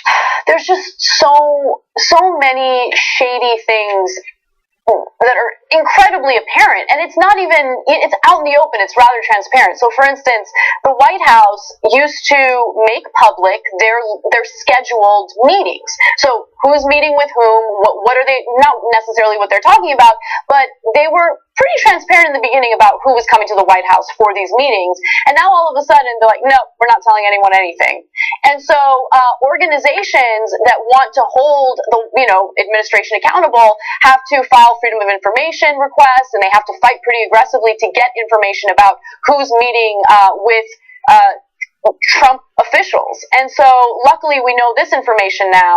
And you're right. I mean, look, there is a conflict of interest, and we already know that these two companies have handsomely benefited from, what the Trump administration has done policy-wise.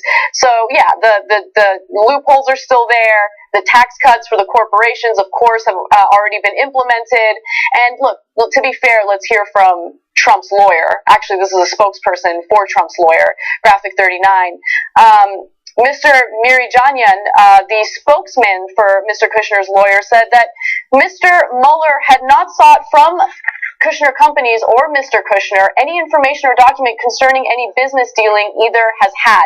So that was a direct response to those who are speculating that Kushner lost his top security clearance as a result of these meetings and business dealings. But who knows? And I want to clarify one last thing. So I said they cut their taxes in half. In essence, because they didn't go back to the regular rates that the rest of America pays. But they'd always had that loophole. And Trump said he was going to take it away and didn't. So they continued to pay half of what they would have to pay otherwise. All right, what's next? All right. Give me 1 second. All right, so H.R. McMaster is likely to be ousted from the White House, and he could be gone as soon as next month. He is the national security advisor for Donald Trump, and they have had a tiff or two over the Russia investigation. And so as a result, you know how Trump is. If he doesn't feel like someone is being loyal to him, that person's job is on the line. According to reporting, as early as next month, in a move orchestrated by Chief of Staff John Kelly and Defense Secretary James Mattis, H.R. McMaster could be gone. Most recently, McMaster told a forum in Germany that Russian meddling in the election was incontrovertible, and Trump did not like that. In fact, immediately after, he tweeted the following: General McMaster forgot to say that the results of the 2016 election were not impacted by or changed by the Russians, and that the only collusion was between Russia and Crooked H, the DNC, and the Dems. Remember the dirty dossier, uranium speeches, emails, and the Podesta company. Okay, so by the way, of course, most of that tweet is not true. Okay, Mueller did not conclude that there was that the election was not impacted. He never said. No one's concluded that, and it's also, in my opinion, impossible to conclude that. So one way or another. Yeah. When I saw this news story, I was a little surprised because I didn't realize McMaster was in this kind of trouble. So I even, when I first saw the headline, assumed that McMaster was pulling the chute and was like, I gotta get out of here. This place is a mess. Right? And I wouldn't blame him for that. By the way, it is not normal for people to leave this quickly from the administration, and over and over and over again. Frabus and Spicer and Scaramucci and Bannon and McMaster, etc. So, in the case of McMaster, he'd taken over from Mike Flynn, who, of course, has now pled guilty to perjury and is cooperating with the special counsel. So, just note for the record, any other president, Republican or Democrat, Obama, Bush, Clinton, if their national security advisor had been convicted and pled guilty, it would be the biggest scandal of their administration, right? Yeah. So, and we just breeze past it, the former national security advisor is going to prison. Anyway, so this national security advisor, what did he do? I mean, he's not going to prison or anything like that. It's certainly not anything as bad as Flynn. So it turns out, no, he's not leaving voluntarily. In fact, they were talking, Mattis and John Kelly, about McMaster's a good guy. Let's find him a soft landing. So he's being thrown out. And so they're trying to figure out what part of the military can we sneak him back into so he can get 3 stars or maybe even 4 stars and then retire with some degree of grace eventually, etc., right? So why is he being kicked out? It turns out just for saying that the collusion was incontrovertible. That's it. That apparently put Trump in a rage. And he's like, that's it, I want him gone, I want him gone. But wait, do you care how he's actually doing his job? Is he a good national security advisor? Has he helped you with foreign policy? No, he once said one sentence in public that, by the way, is true, and everyone else in politics agrees to, except Trump. And he's like, that's it! Because of It's his ego. It's his ego. He's obsessed with people feeling as though his election was illegitimate and it was influenced by a foreign government, that he didn't earn it. He's obsessed with that. And so, yeah. But, Anna, it's not just the ego. You're absolutely right. He's so thin-skinned. I've never seen any person like this, let alone a president or any official. But it's also that he's in a panic over this investigation. Mm-hmm. If you can't see that, you're trying not to see it, right? And so one of his top officials says one sentence he doesn't like about the investigation. It's a third rail. And he's like, yeah, he's got to go. He's got to go. By the way, Hope Hicks now gone, and it turns out that Trump was in a rage that she said that every once in a while she had to tell white lies to the president. That's part of the reason she's leaving after the 8 hours of testimony that she gave in the House. Mm-hmm. And that also touches on the investigation. And they asked her about the investigation for 8 hours. Right. She says one little thing that he doesn't like, she's gone. How many people can you bury before you got no allies left? So, okay, so this is my perspective, this is speculation, whatever, but I always try to, even if it's someone that I really don't like Donald Trump, I try to put myself in their shoes and try to think about how I would react if I were in his position. Now, look, I do think that there was meddling by Russia. We've had this discussion a million times. I'm not going to get into that again. But let's say if we gave him the benefit of the doubt, and that it was a witch hunt, and that people, Democrats primarily, just want to get rid of him, and this is what they're holding on to as a way, a strategy to get rid of him.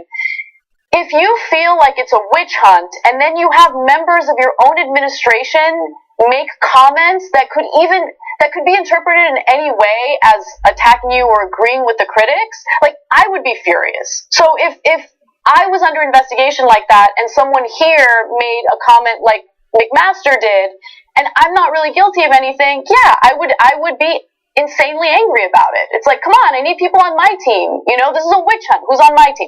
So that's me giving him the benefit of the doubt. But with that said, it's the way he reacts that makes me agree with you that he's afraid, right? Because he always goes to, no, Russia had no impact. Russia had no impact. And then they're not forthcoming. They lie about things and they get caught up in their lies.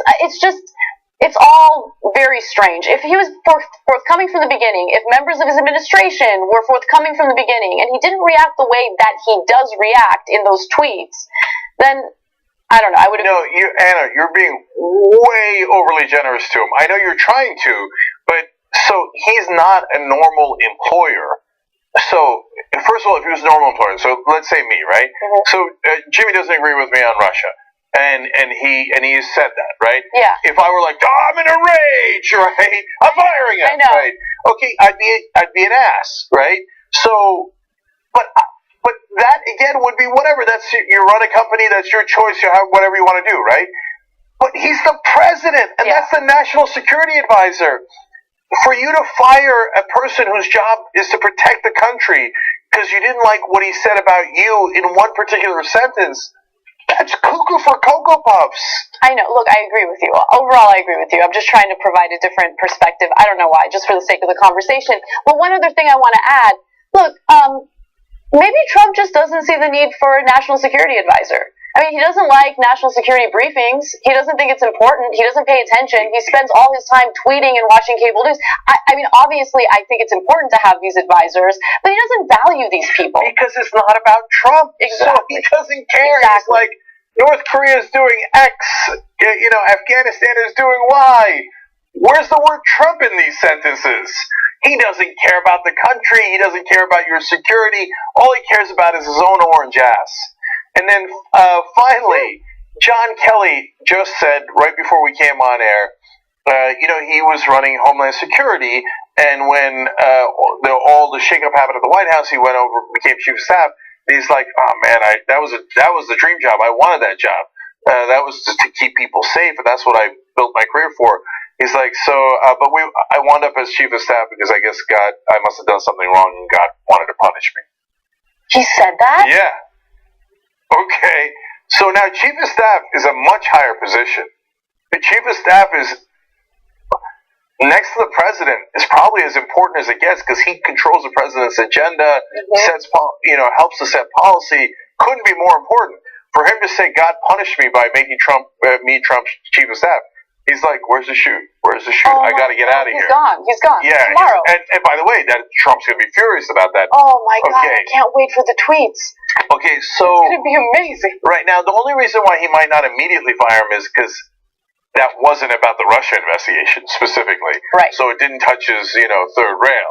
But guys, overall, Hicks, McMaster, Kelly trying to find a way to get out. That's why he criticized Ivanka Trump the other day, saying she was playing government over at the Olympics with the North Koreans.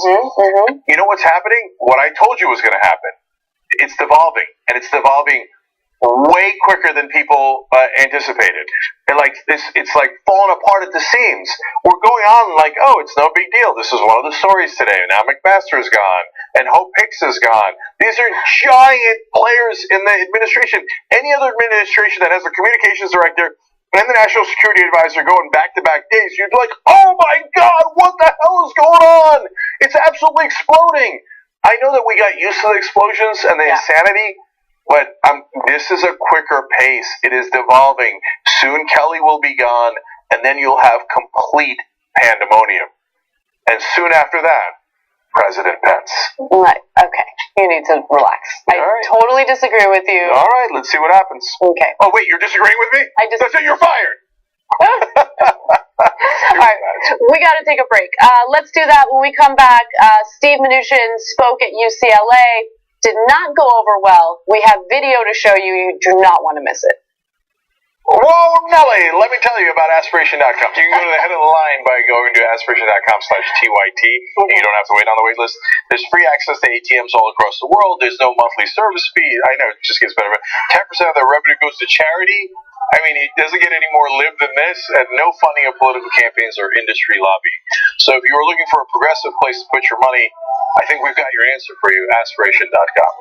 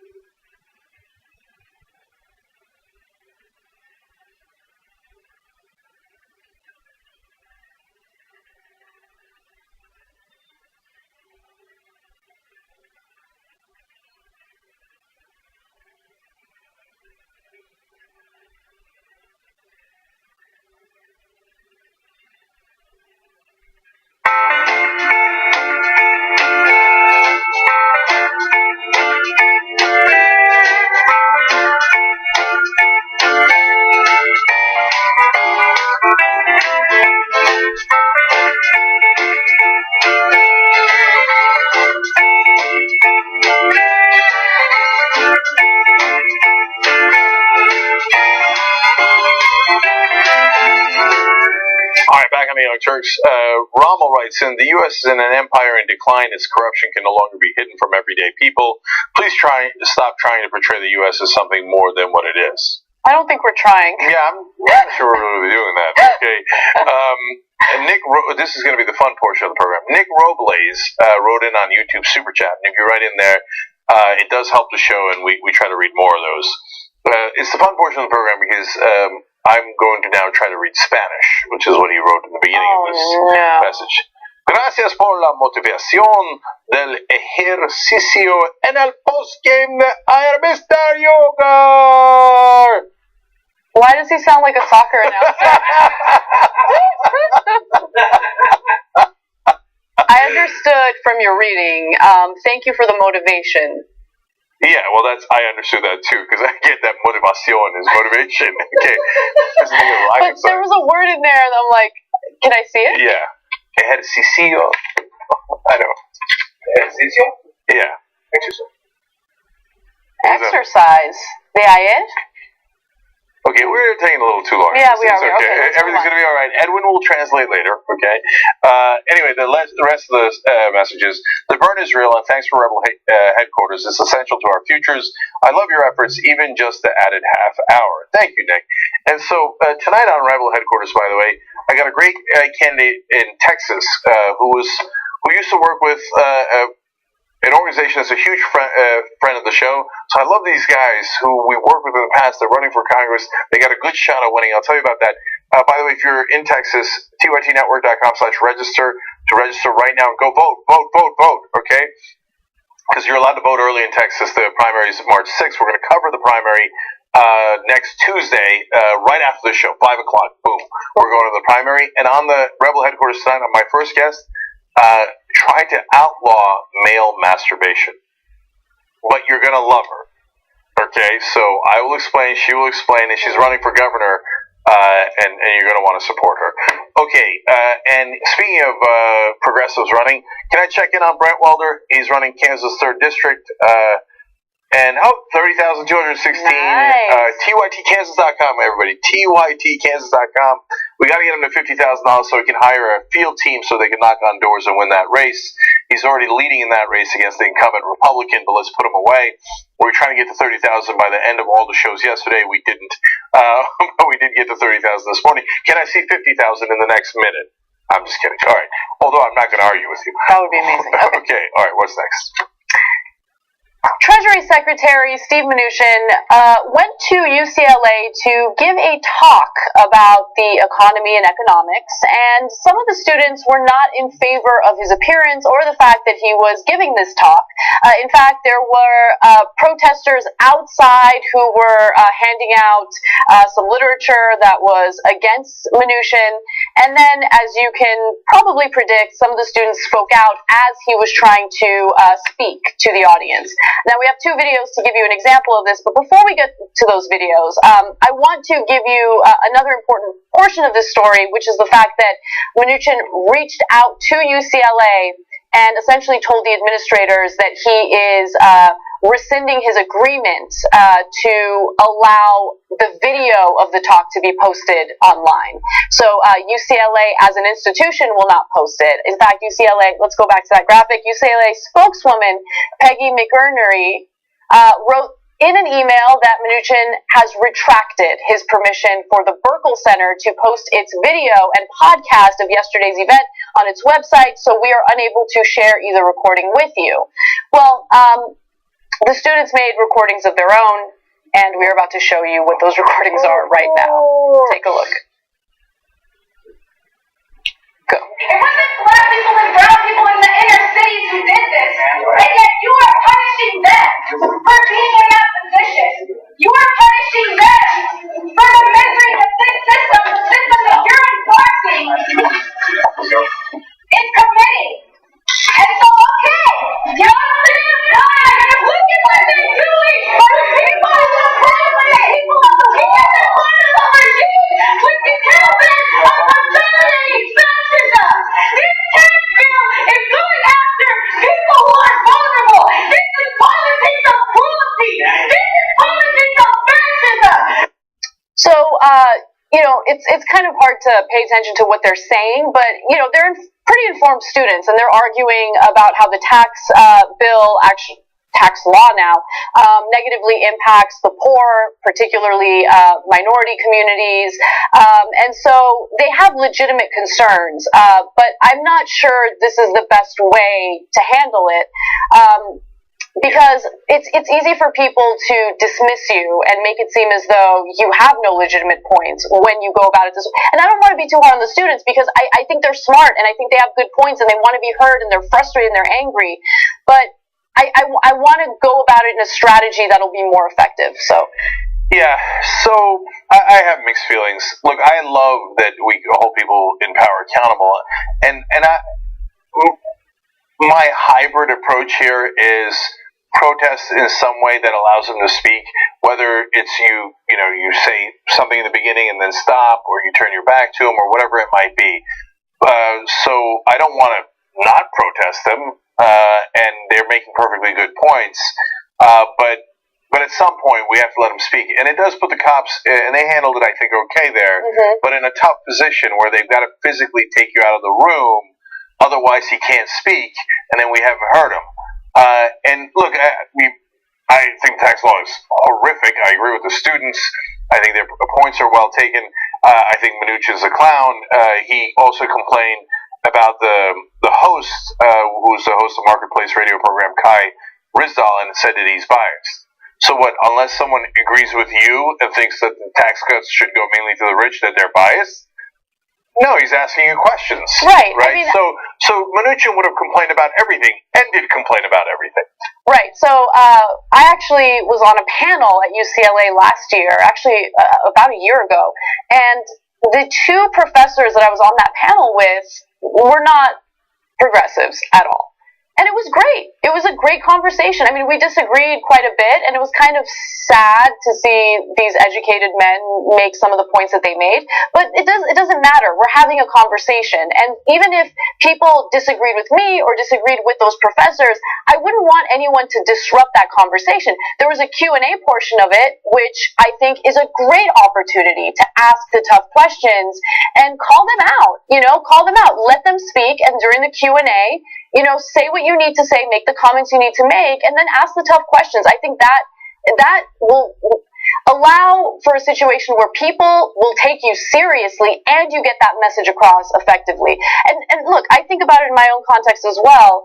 When I was at Politicon, I was invited on one of the panels, and it was about how conservatives can appeal to millennials. And the audience was full of conservatives. Everyone on that panel, with the exception of maybe one person, were very conservative, and they wouldn't let me talk. They just would not let me talk, and it was incredibly frustrating. So I wouldn't want anyone else with a different political ideology to deal with that either. I hear the conservatives are for freedom of speech, though. That's kind of weird. Yeah. Okay. So, look, it's important, especially on a college campus, to have an exchange of ideas. Even if you're absolutely convinced that you're right, and I'm convinced that you're right, and I have the facts to back it up, that tax bill, in case you're actually concerned about the substance of it, everybody in the top 1% gets over a $50,000 tax break on average. And after 2027, everyone making less than $75,000 gets their taxes increased. So it is redistribution of wealth to the top. So their points about the bill were fantastic, but then you also partly turn them into a victim, and it doesn't help. It really, really doesn't help. Just let him say the absurd points that he's going to make, counter those points. Yes. That's very important, but I keep saying it, we've been consistent on it all along, let him speak. But if he did want freedom of speech, by the way, it is also slightly ironic that he's now banning the video of his own speech. I know, it's kind of amazing. I would argue that releasing the full video would actually be better. Yeah. Because then at least people can see the full context of what's going on as opposed to what some of the students are posting. All right, one more break for you guys, and then when we come back, how Trump is destroying the solar industry here in the United States, and people are losing their jobs as a result, and some new tariffs that Trump is proposing that could have negative impacts on how much money you spend on products in the U.S. We'll come right back. Hey, Dave. As you can probably see, Skype froze. Froze and crashed. I'm watching a documentary on the Vietnam War, and there was a TV journalist in the middle of some tiny little village in Vietnam doing a live TV as the soldiers were burning the Vietnamese huts. And it didn't crash. And that was 1965, and he was in Vietnam.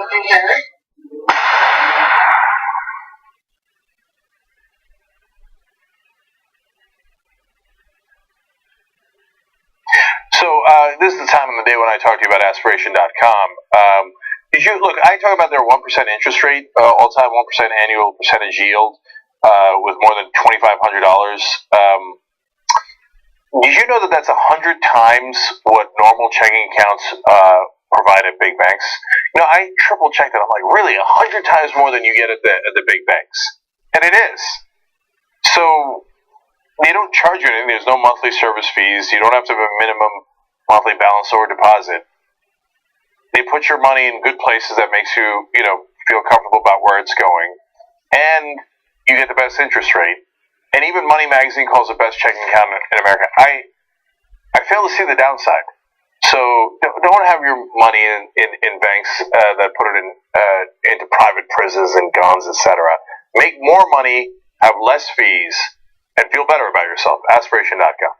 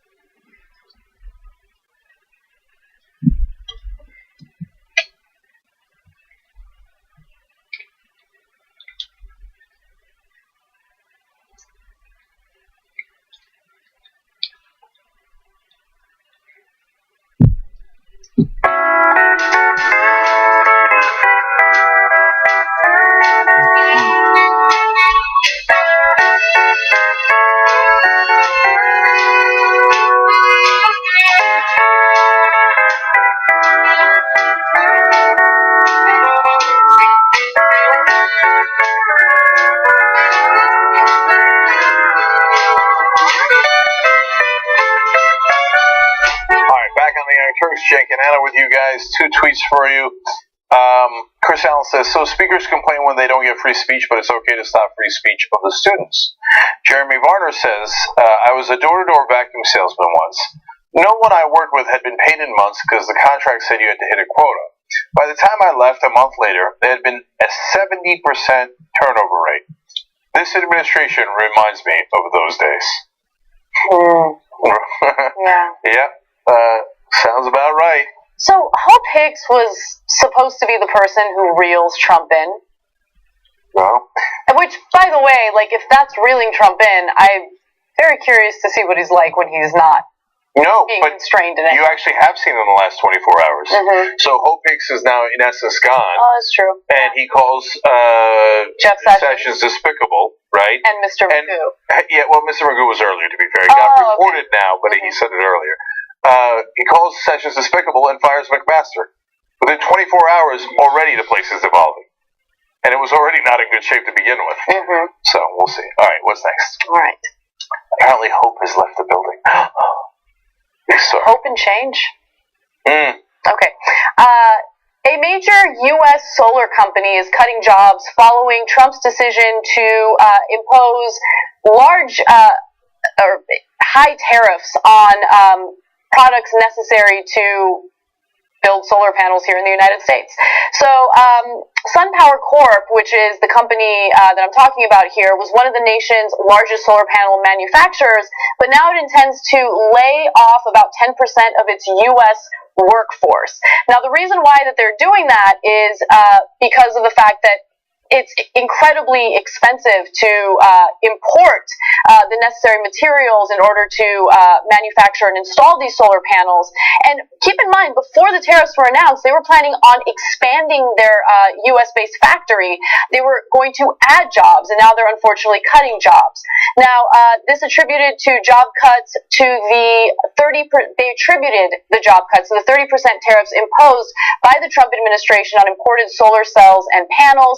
Chief Executive Tom Werner estimates the new tariffs will cause the company to lose $50 million in 2018 and as much as $100 million in 2019. Now, the industry currently employs more than 260,000 people, primarily in the installation business. By the way, though, those are numbers from the Department of Energy in April of 2017. So the number could have actually increased a little bit since then, but it doesn't matter. They're laying people off as a result of these tariffs. So, first of all, some context here. They are worried that the industry as a whole is going to lose 23,000 jobs. That's a lot of jobs to lose. Now,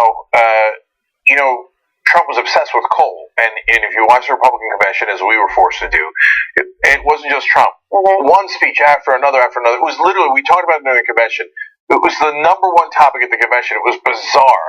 It was coal, we're going to bring coal back. There's only 160,000 jobs in coal nationwide. There's 260,000 jobs in solar nationwide. Mm-hmm. 100,000 more. The solar industry is way larger than the coal industry. But A, almost no one ever talks about them. And B, now, even if you were to bring coal jobs back, which he hasn't, coal mines are closing all over the country, and I've talked about it, and some Republicans are now disillusioned. And they're like, oh, we thought he was going to bring it back. Why are you going out of your way to cost solar jobs? Now, you could say it's bizarre and counterproductive, but it could also be that it's not counterproductive for their interest. The fossil fuel industry supports Donald Trump and the Republican Party with a ton of donations. Can I give you the number? Because I think it's pretty relevant. Now, this isn't necessarily donations toward Trump, but it's donations toward lawmakers who are likely to support tariffs like the one that Trump imposed. So utilities had spent $50 million between 2011 and 2016 to block clean energy in just 7 states. So that includes Alaska, California, Florida, Michigan, Ohio, Oregon, and Washington.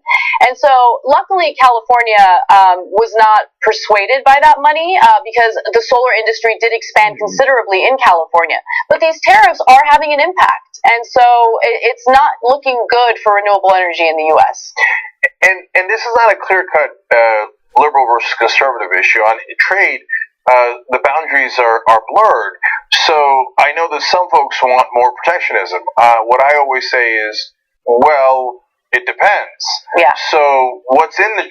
And then a free trade guys are like, oh, if you're for free trade, you're for all these agreements. No, it depends what's in the agreement. So in this case, for the solar panel manufacturers in America, it helps them a little bit to do this tariff. But for the people putting the solar panels in, and which is the heart of the industry, which is much larger, it really hurts them. Mm-hmm. So you've actually done more damage in this case. Now, in the deals like TPP, the problem was that it hands over our sovereignty to companies. It lets them set the rules, not to the advantage of U.S. citizens or even the citizens of the other countries that we're dealing with, but to the advantage of solely the corporations, which makes no sense. But that doesn't mean that every protectionist measure makes sense, because it certainly doesn't, and this one doesn't, right. And neither does the steel and aluminum tariffs he just announced today, which then immediately tanked the market. Right, and we're going to talk about that in more detail in just a minute. But I also want to draw some attention to a woman named Debbie Dooley. Debbie Dooley is a gun-toting Trump supporter. She is as conservative as can be. However, the one thing she disagrees with Trump and conservatives on is the issue of renewable energy. In fact, she is fighting rather aggressively to support renewable energy in the United States, specifically solar energy, and she even created something known as the Green Tea Coalition. She's part of the Tea Party. Green Tea Coalition to start start convincing other conservatives that renewable energy is the way to go. So I want to give her some credit for that, because even though she appears to be an anomaly at the moment, she could have some very positive impact on the conservatives when it comes to these issues. Yeah. Okay, I'm going to be humbugging, but I mean, it's going to be a coalition of one. And what happens with conservatives is, and it's by the way, somewhat true of progressives too, it becomes an identity thing. And I'm a conservative because that's how I grew up and that's how I hate the libs and stuff. And well, do you actually disagree with their policies? Like, for example, no, that creates jobs. Like, I kind of agree with that. Right. And if I asked her about Social Security, she'd agree with us. Medicare, she'd agree with us. She'd agree with us on probably 8 out of 10 issues. But I'm a conservative. Unless it affects you. Okay, it doesn't matter. Nobody's going to join our coalition. Unless it's their job on the line. Okay, let's talk about the other tariffs. Donald Trump just announced additional tariffs that he will use for aluminum and steel. Now, the whole point is to create tariffs that are so expensive that there will be manufacturers who produce aluminum and steel here in the United States as opposed to importing it from other countries. Now, the tariff will basically be 25% for steel, 10% for aluminum. And as soon as he announced that, the stock market did experience a little bit of a downgrade. So, for instance, the Dow dropped 500 points. The Dow Industrial Average traded 488 points lower after rising more than 100 points earlier in the day. And also the S&P 500 declined 1.6%, erasing its year-to-date gains. So the stock market immediately responded and reacted to it. Now, for those who might think that China is going to be hit the hardest by these tariffs, that is not the case. When it comes to steel, for instance, we're actually going to probably anger some of our biggest allies: Canada, Brazil, South Korea. Mexico's on that list, although I don't know if Mexico's really our biggest ally at this point. Through no fault of their own. Right. Okay, so this is another complicated issue. Yeah. So there's different ways to protect our industries, and a lot of the other countries do things that are unfair. And so whether it's China manipulating their currency, other governments propping up their companies in a way that creates so much. It's not that it creates competition that's natural. It creates unnatural competition and drives prices down until it bankrupts our companies, and then they drive the prices up. So you can take, I think, smart action on it, although it is not easy. These are nuanced issues. Yes. So what does Trump do instead? No nuance. Tariffs, okay? And when you do tariffs, it also drives prices up here in America. So it might have some positive ramifications for people who work in the steel industry, although I'm not positive about that either. Again, there's a lot of nuance here. But it's going to have some negative ramifications for all the other industries which use steel and aluminum, which now all of their costs have gone up, which they will then pass on to us. So, for instance, the car industry, the automobile industry. So, Ford Motor Company noticed that its stock prices dipped considerably after this announcement, and it's because they import steel from other countries.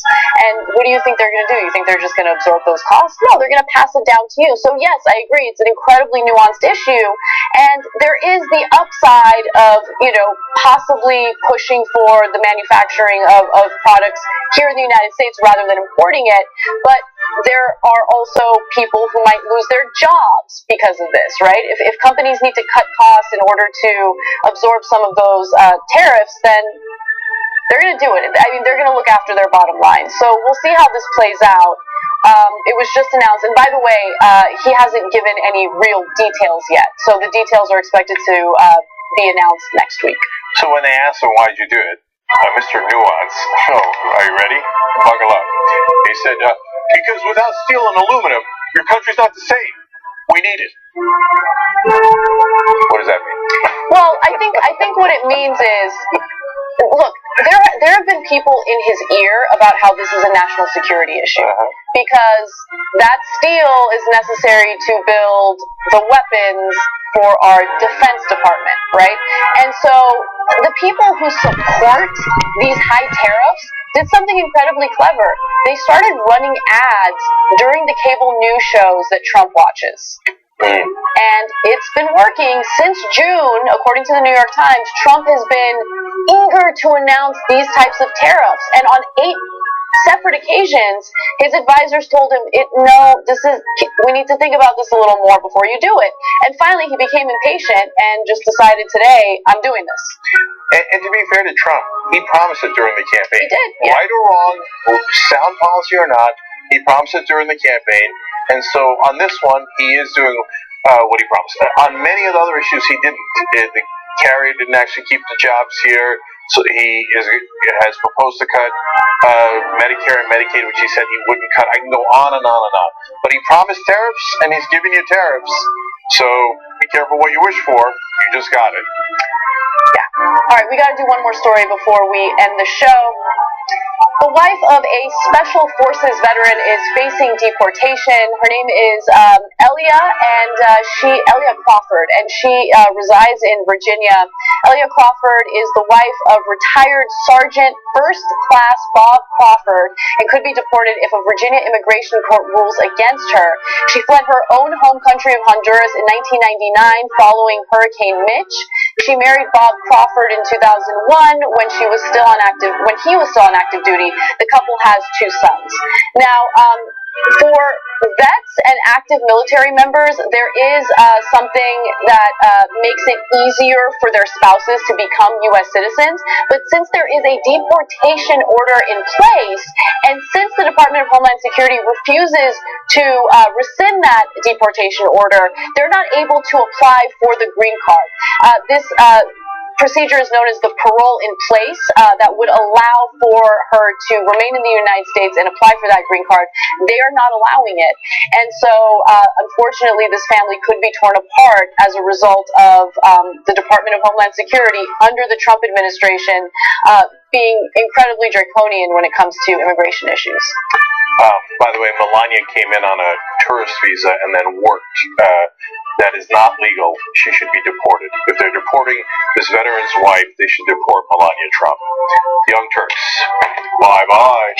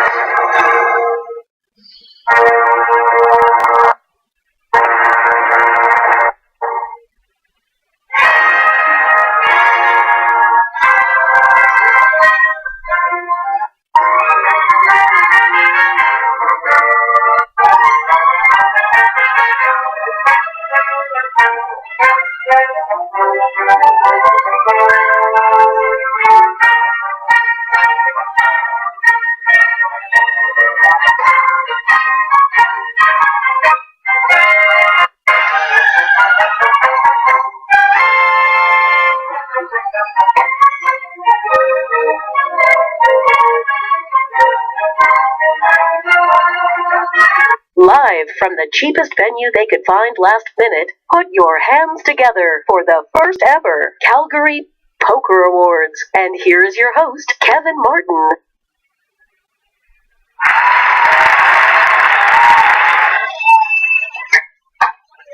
Thank you! Thank you, everybody! Thank you! I appreciate it. Yeah. Thank you very much. That's really exciting. Woo! The day is finally here, man. Excuse me. We looked so long towards this. Welcome to the first ever Calgary Poker Awards. Thank you very much to the committee. They put in a lot of work last minute to make this happen. A lot of people nominated tonight, and oh my God, it is finally here. I'm looking out in the crowd. Looks like we have a couple famous people. Is that Jay Carver over there? What up, Jason? Thank you for taking time away from your busy streaming schedule to come. Is that Doc Polk over there, perhaps? Stars are here. The lights are on. Give us some love in the chat. This is the first ever Calgary Poker Awards, and let's get it started with the first award. As a good player, the money has to get in good multiple times, right? You gotta get it in good. But sometimes, even the best players can get the money in the worst spots. Nominated for 2017 Punt of the Year, here are your nominees. The nominees for Calgary's Punt of the Year: Ryan Goes for the Hero Call. This guy with 9 high. Would that be bad? No? Yeah, but it's Fast Friday. Like, it might be really bad. Like, is he just value bet? Like, I think he has to be value betting. Like, 9 high. Oh, that's wrong. Eric Slenko stakes Nick and gets nothing. Eric staked Nick Civitaris in the $560 cash casino main event. Nick went on to win the tournament for $32,000, but apparently the staking money wasn't exchanged in time. Nick refused to hand over a cent. Controversy ran wild in the Calgary community, with people taking both sides. Well, mostly Eric's side. Kmart makes a play, an elite play. I'm gonna appeal.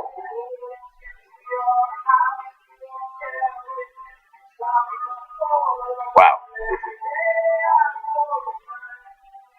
Do we have fold equity, or do we just call and fold river?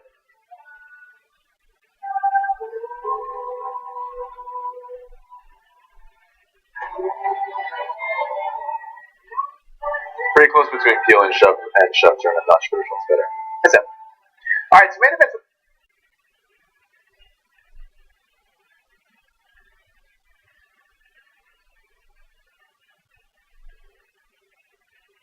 Some great nominees. I'm happy. This is the first ever Calgary Poker Award given away. And the Calgary Poker Award Committee has given the Punt of the Year to Eric Wazzy for staking Nick and getting no money. Congratulations! The first ever Calgary Poker Award. Very, very deserving.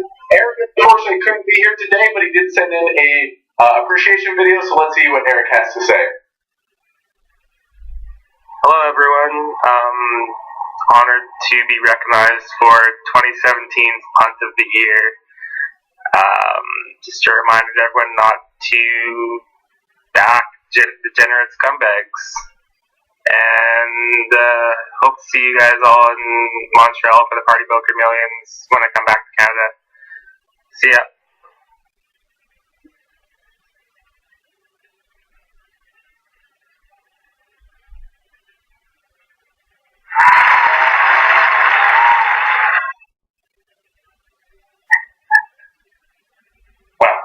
Great job, Jawan.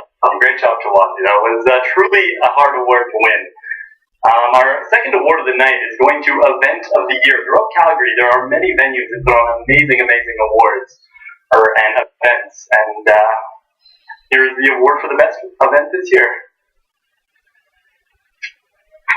The nominees for Calgary's Event of the Year: Grey Eagle Monday $65 pot limit Omaha. Great dealing, low rake. This $65 tournament draws in all the big names and the talent. Also, the Grey Eagle has an amazing nightly food menu. Really good sausages. Not too big or too spicy. The kind you must cut up before you eat. Fucking great sausages at the Grey Eagle. You were also a trailblazer on that Summer well Stack before Series. everyone else Amazing was. tournaments, So, back in amazing staff. 05, You walk into you the started Deerfoot room and you can smell not the only gamble to change in the marijuana air laws, but and a slight talking about sense the of body odor prosecution from the Calgary of players, people featuring a juicy main and event the need that for everyone criminal dreams justice of winning. Cash Casino Classic Poker Series. Everyone loves the Cash Casino Classic. Way If you can before, make it to the other poker people were area talking about that. without So what getting drove shot, you on it's that a issue? great series with juicy Those were the prizes up issues top. affecting my community at the time. Beginning in 2000, I noticed that 60%, a high percentage of children in a relatively well-to-do neighborhood were being raised by their grandparents because of the incarceration of their parents. And I studied that, and I realized that Oklahoma's a little too conservative to go full-blown legalization, so I thought I would take an incremental approach, and actually I called my proposal the Compassionate Use Act, because we have children who are dying from Dravet syndrome, epileptic seizures. We have veterans committing suicide at tremendous rates, and we have a lot of just diseases and conditions in Oklahoma that I had studied a long time, and I knew that medical cannabis was a solution to what we were needing, and versus opiates. Opioid addiction in Oklahoma is off the chart. I think it's the #1 cause of overdose deaths, but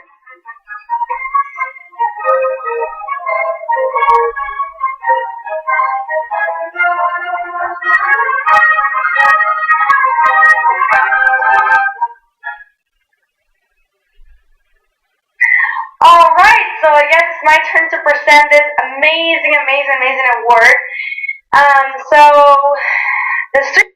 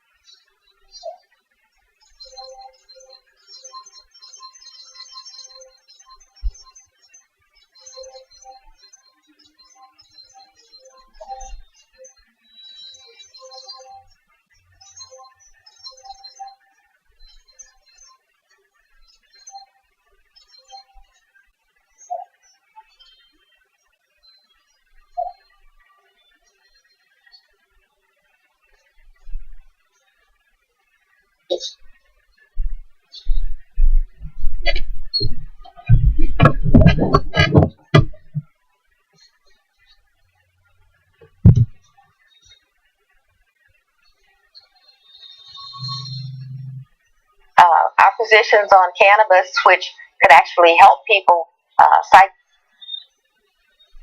every year. So that on this day, the first day of session, I heard about the bill going to be heard on the first day. I wrote the amendment while I was sitting listening to the first woman governor of Oklahoma's State of the State message, and I told my colleague, I said, I'm gonna introduce this, and he said, no, you're not. I said, yes, I am. So get to committee, and my colleague there introduced his amendment. Of course, they voted it down. We're like 5-2, Democrats to Republicans. And I took that opportunity to debate my amendment because I didn't think they were going to let it be heard. Well, they did. They read it. The chair turned red. And basically, I was just fed up with us only addressing the woman's side of the issue when it comes to reproductive health. We never talk about the fact that it takes two to tango.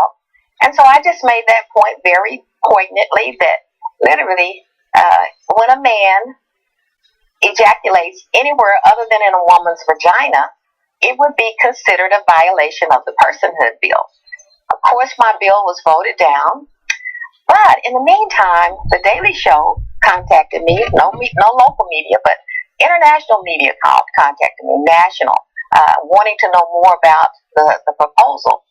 And the Daily Show came and filmed a skit along with me and the major protagonist, who coincidentally has resigned the Senate because he was found in a hotel room with an underage boy smoking marijuana. So much. First of all, thank you to the Calgary Poker Committee for selecting. But he really did not understand. This is an honor. And you have to watch it to get the point of it. But it's just interesting that people have found that funny. I was serious, even though I know biologically it has nothing to do with that.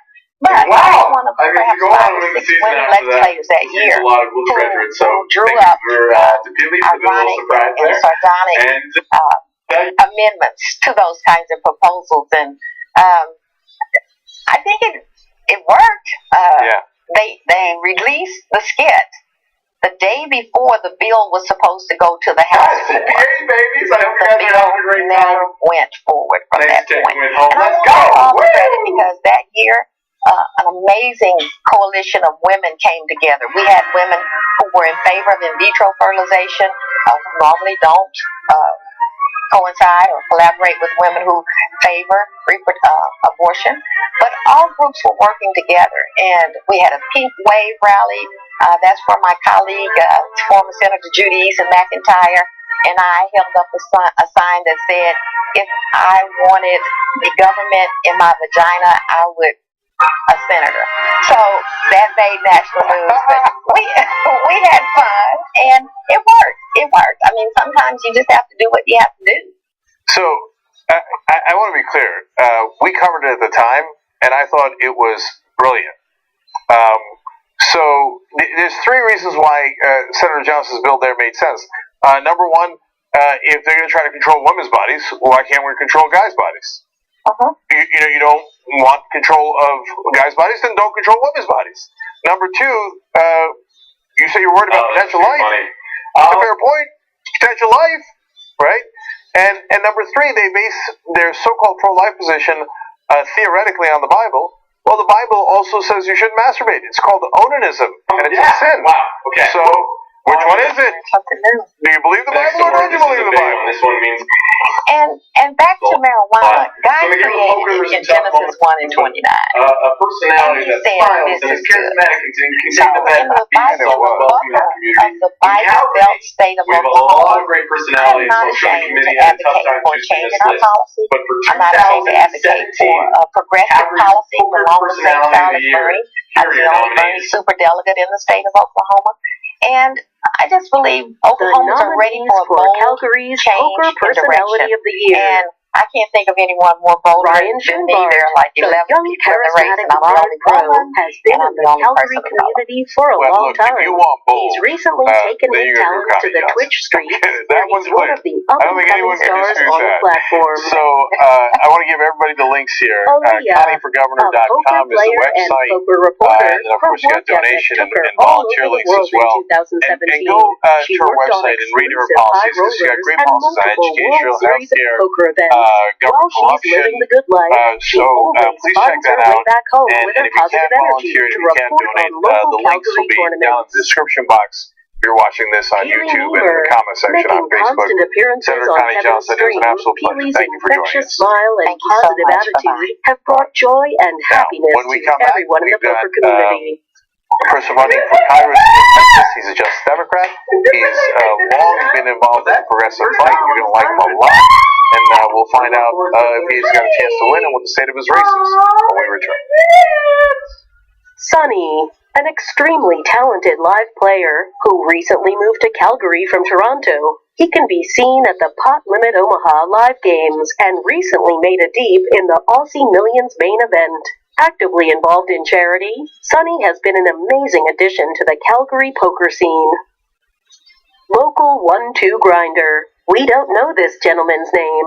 He is often seen playing the live 1-2 game at Cowboys and the Grey Eagle Casino. His 3 betting range is Queens Plus, and his common sayings are, Ace King is just a drawing hand. Why are you always raising pre-flop?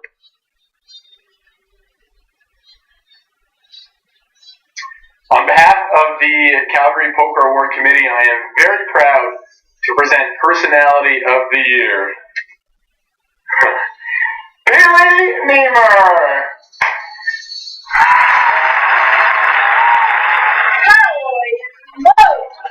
I'm not expecting this award. Well, thank you for everyone supporting and watching, obviously. This honestly means a lot, not just because it's an award, but because it's not easy to keep a smile on 24/7 and to keep a positive attitude. And I try to, I don't stream, I don't play poker, I don't put content out there, but I do support people out there, poker players. I have been around the poker community in the outsiders, obviously, for quite a bit now, and I love it, and I've learned so much in the past couple of years, and I am so grateful. You guys don't understand. This means a lot, and definitely unexpected. So thank you to everyone supporting and watching again, and yeah, thank you guys. This means a lot. Well done.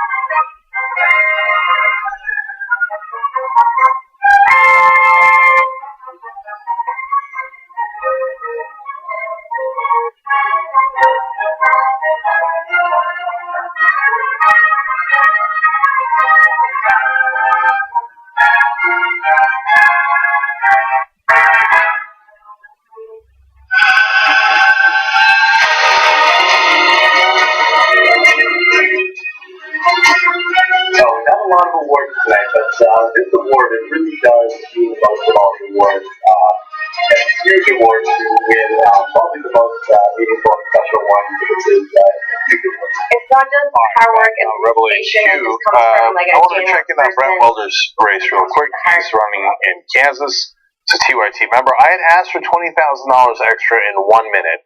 Shocked and chagrined to find out that did not happen.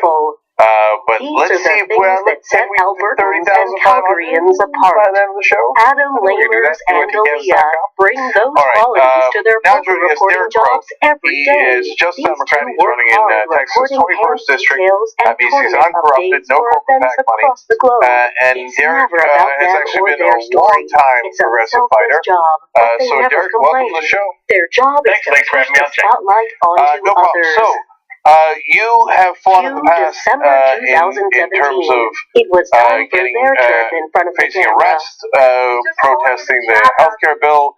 You were part of the Brave New Foundation and Rethink Afghanistan, which I love. But it was more than that. And then you had your own bookstore, right? I did. We sold 30 board games, like tabletop games, and at a computer rental center. It's called Mothership Books and Games. It was a lot of fun. It was a great tabletop and land center here in Austin, Texas.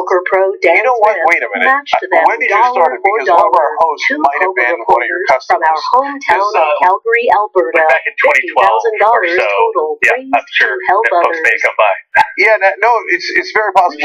John Irola It's not lived in about Austin, having Texas. the He's getting perfect PhD GTO at the University of Texas, and he's a huge board game nerd. It's not about So return on he probably investment stopped through by a and large bought sample. something at It's your not store. about those river calls There's a or very high coconut probability. flushes. There's kind of a It's very about the tight-knit heart. gaming community here in These Austin, two and they dealt tend the to visit most all the stores, so I'm powerful sure he came by. possible. Yeah, inconceivable that he Here to would. present Our nickname the for him here, Calgary among 1,000 other Lifetime Poker nicknames he has, Achievement is Award King of to the Dorks. Adam and Aaliyah is Ryan Schumbart.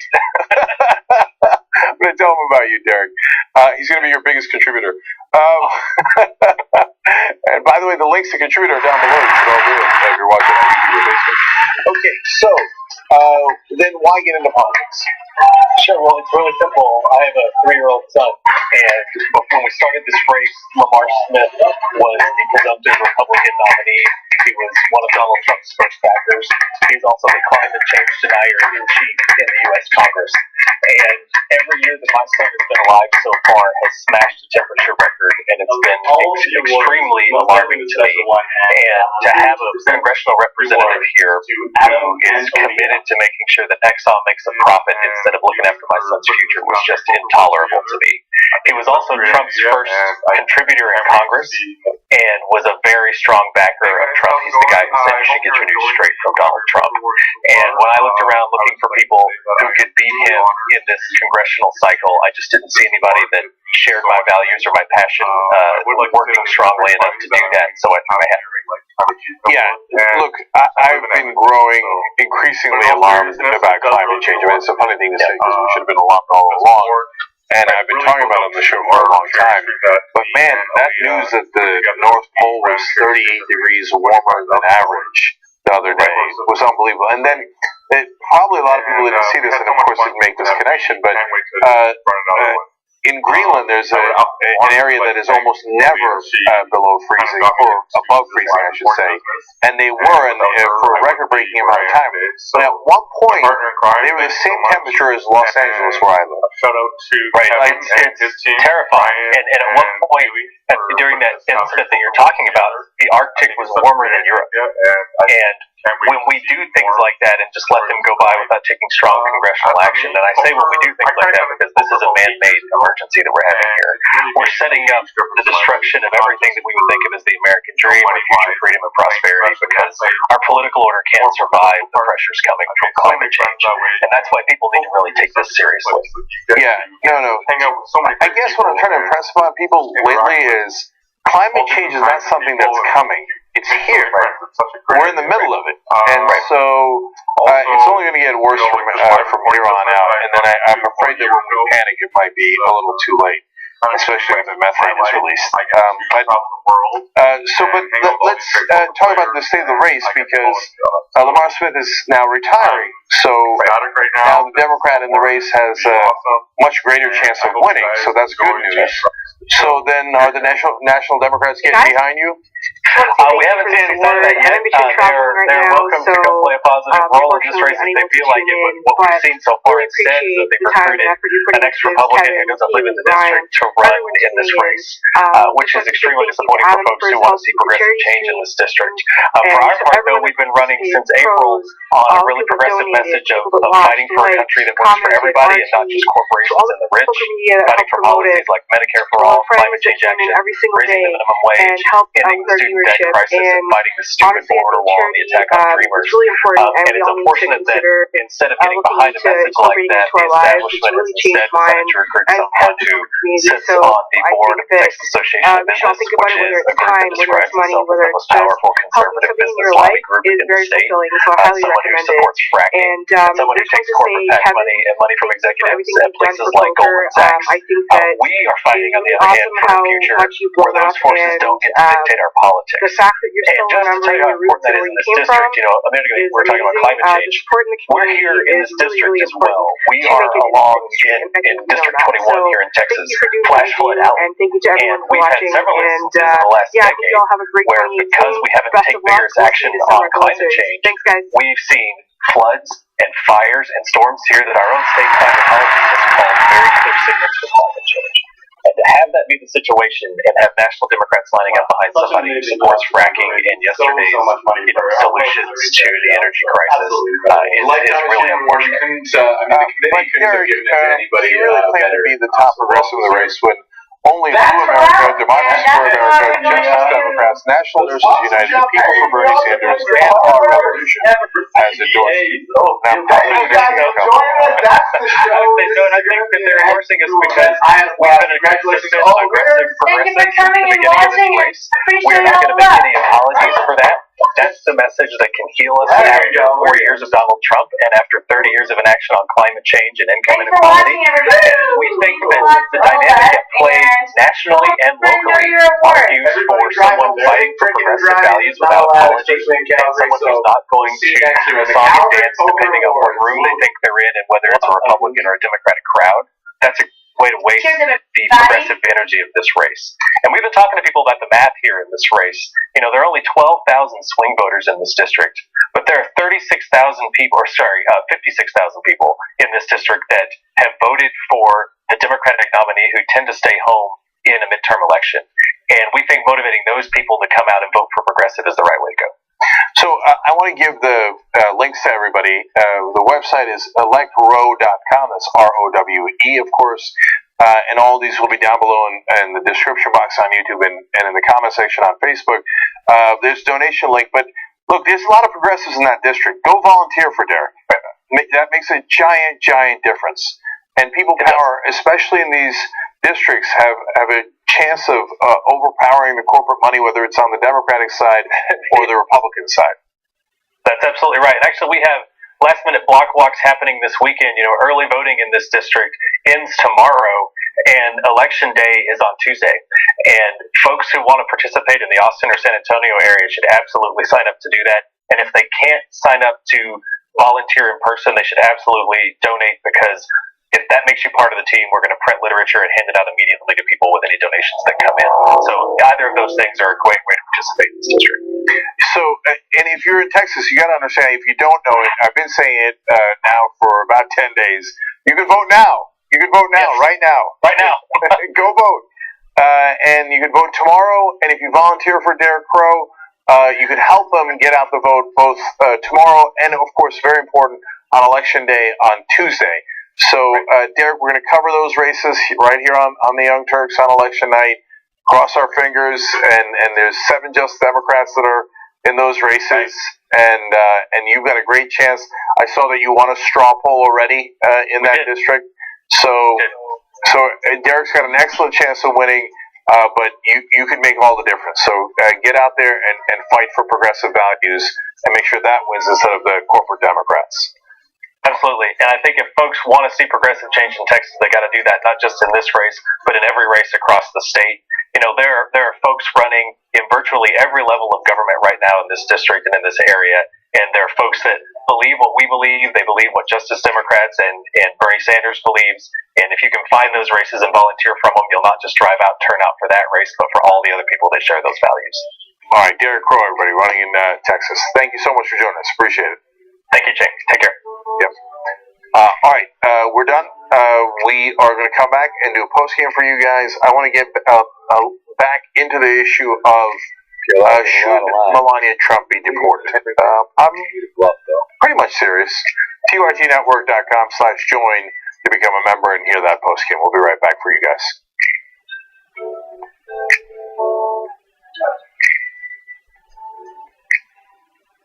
Get a set. Hold short.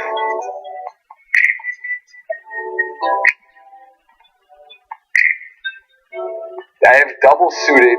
I have top set. I have the stars nuts. Surely he has spades. That's a given. That's a given. We have both though. Never gonna be easy. Pretty sick hands there. We're off and running. Oh man, poker players rocking the Leximo. We can take it. I feel kind of bad.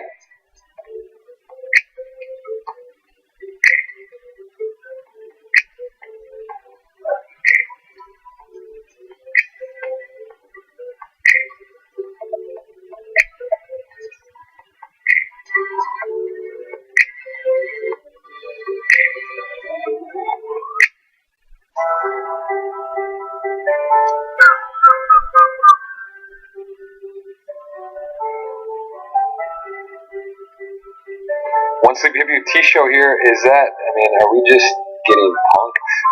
Are we getting punked?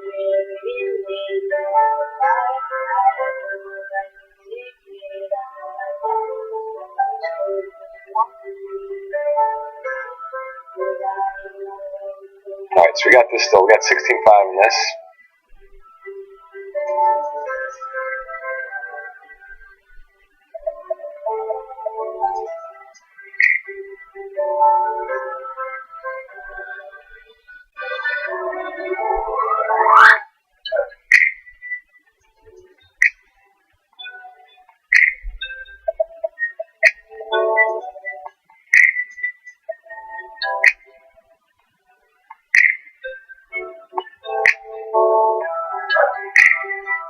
Send a message to 4-4. That was actually the button I clicked. I didn't even type it in. I was just like,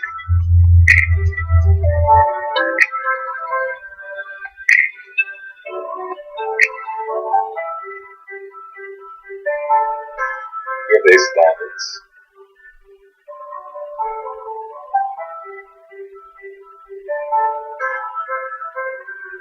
We'll play a little home game.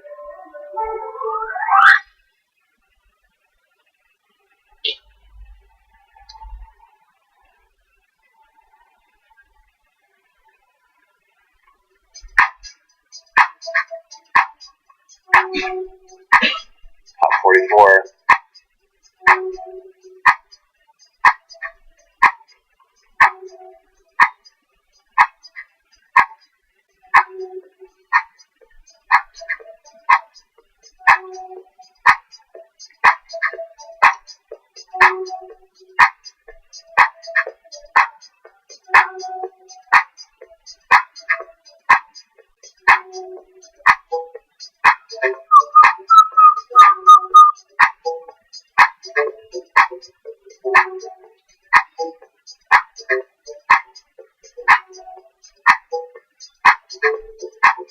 Pretty good flop here. Backdoor spades. Open-ended. It's about a good flop you're going to get with that.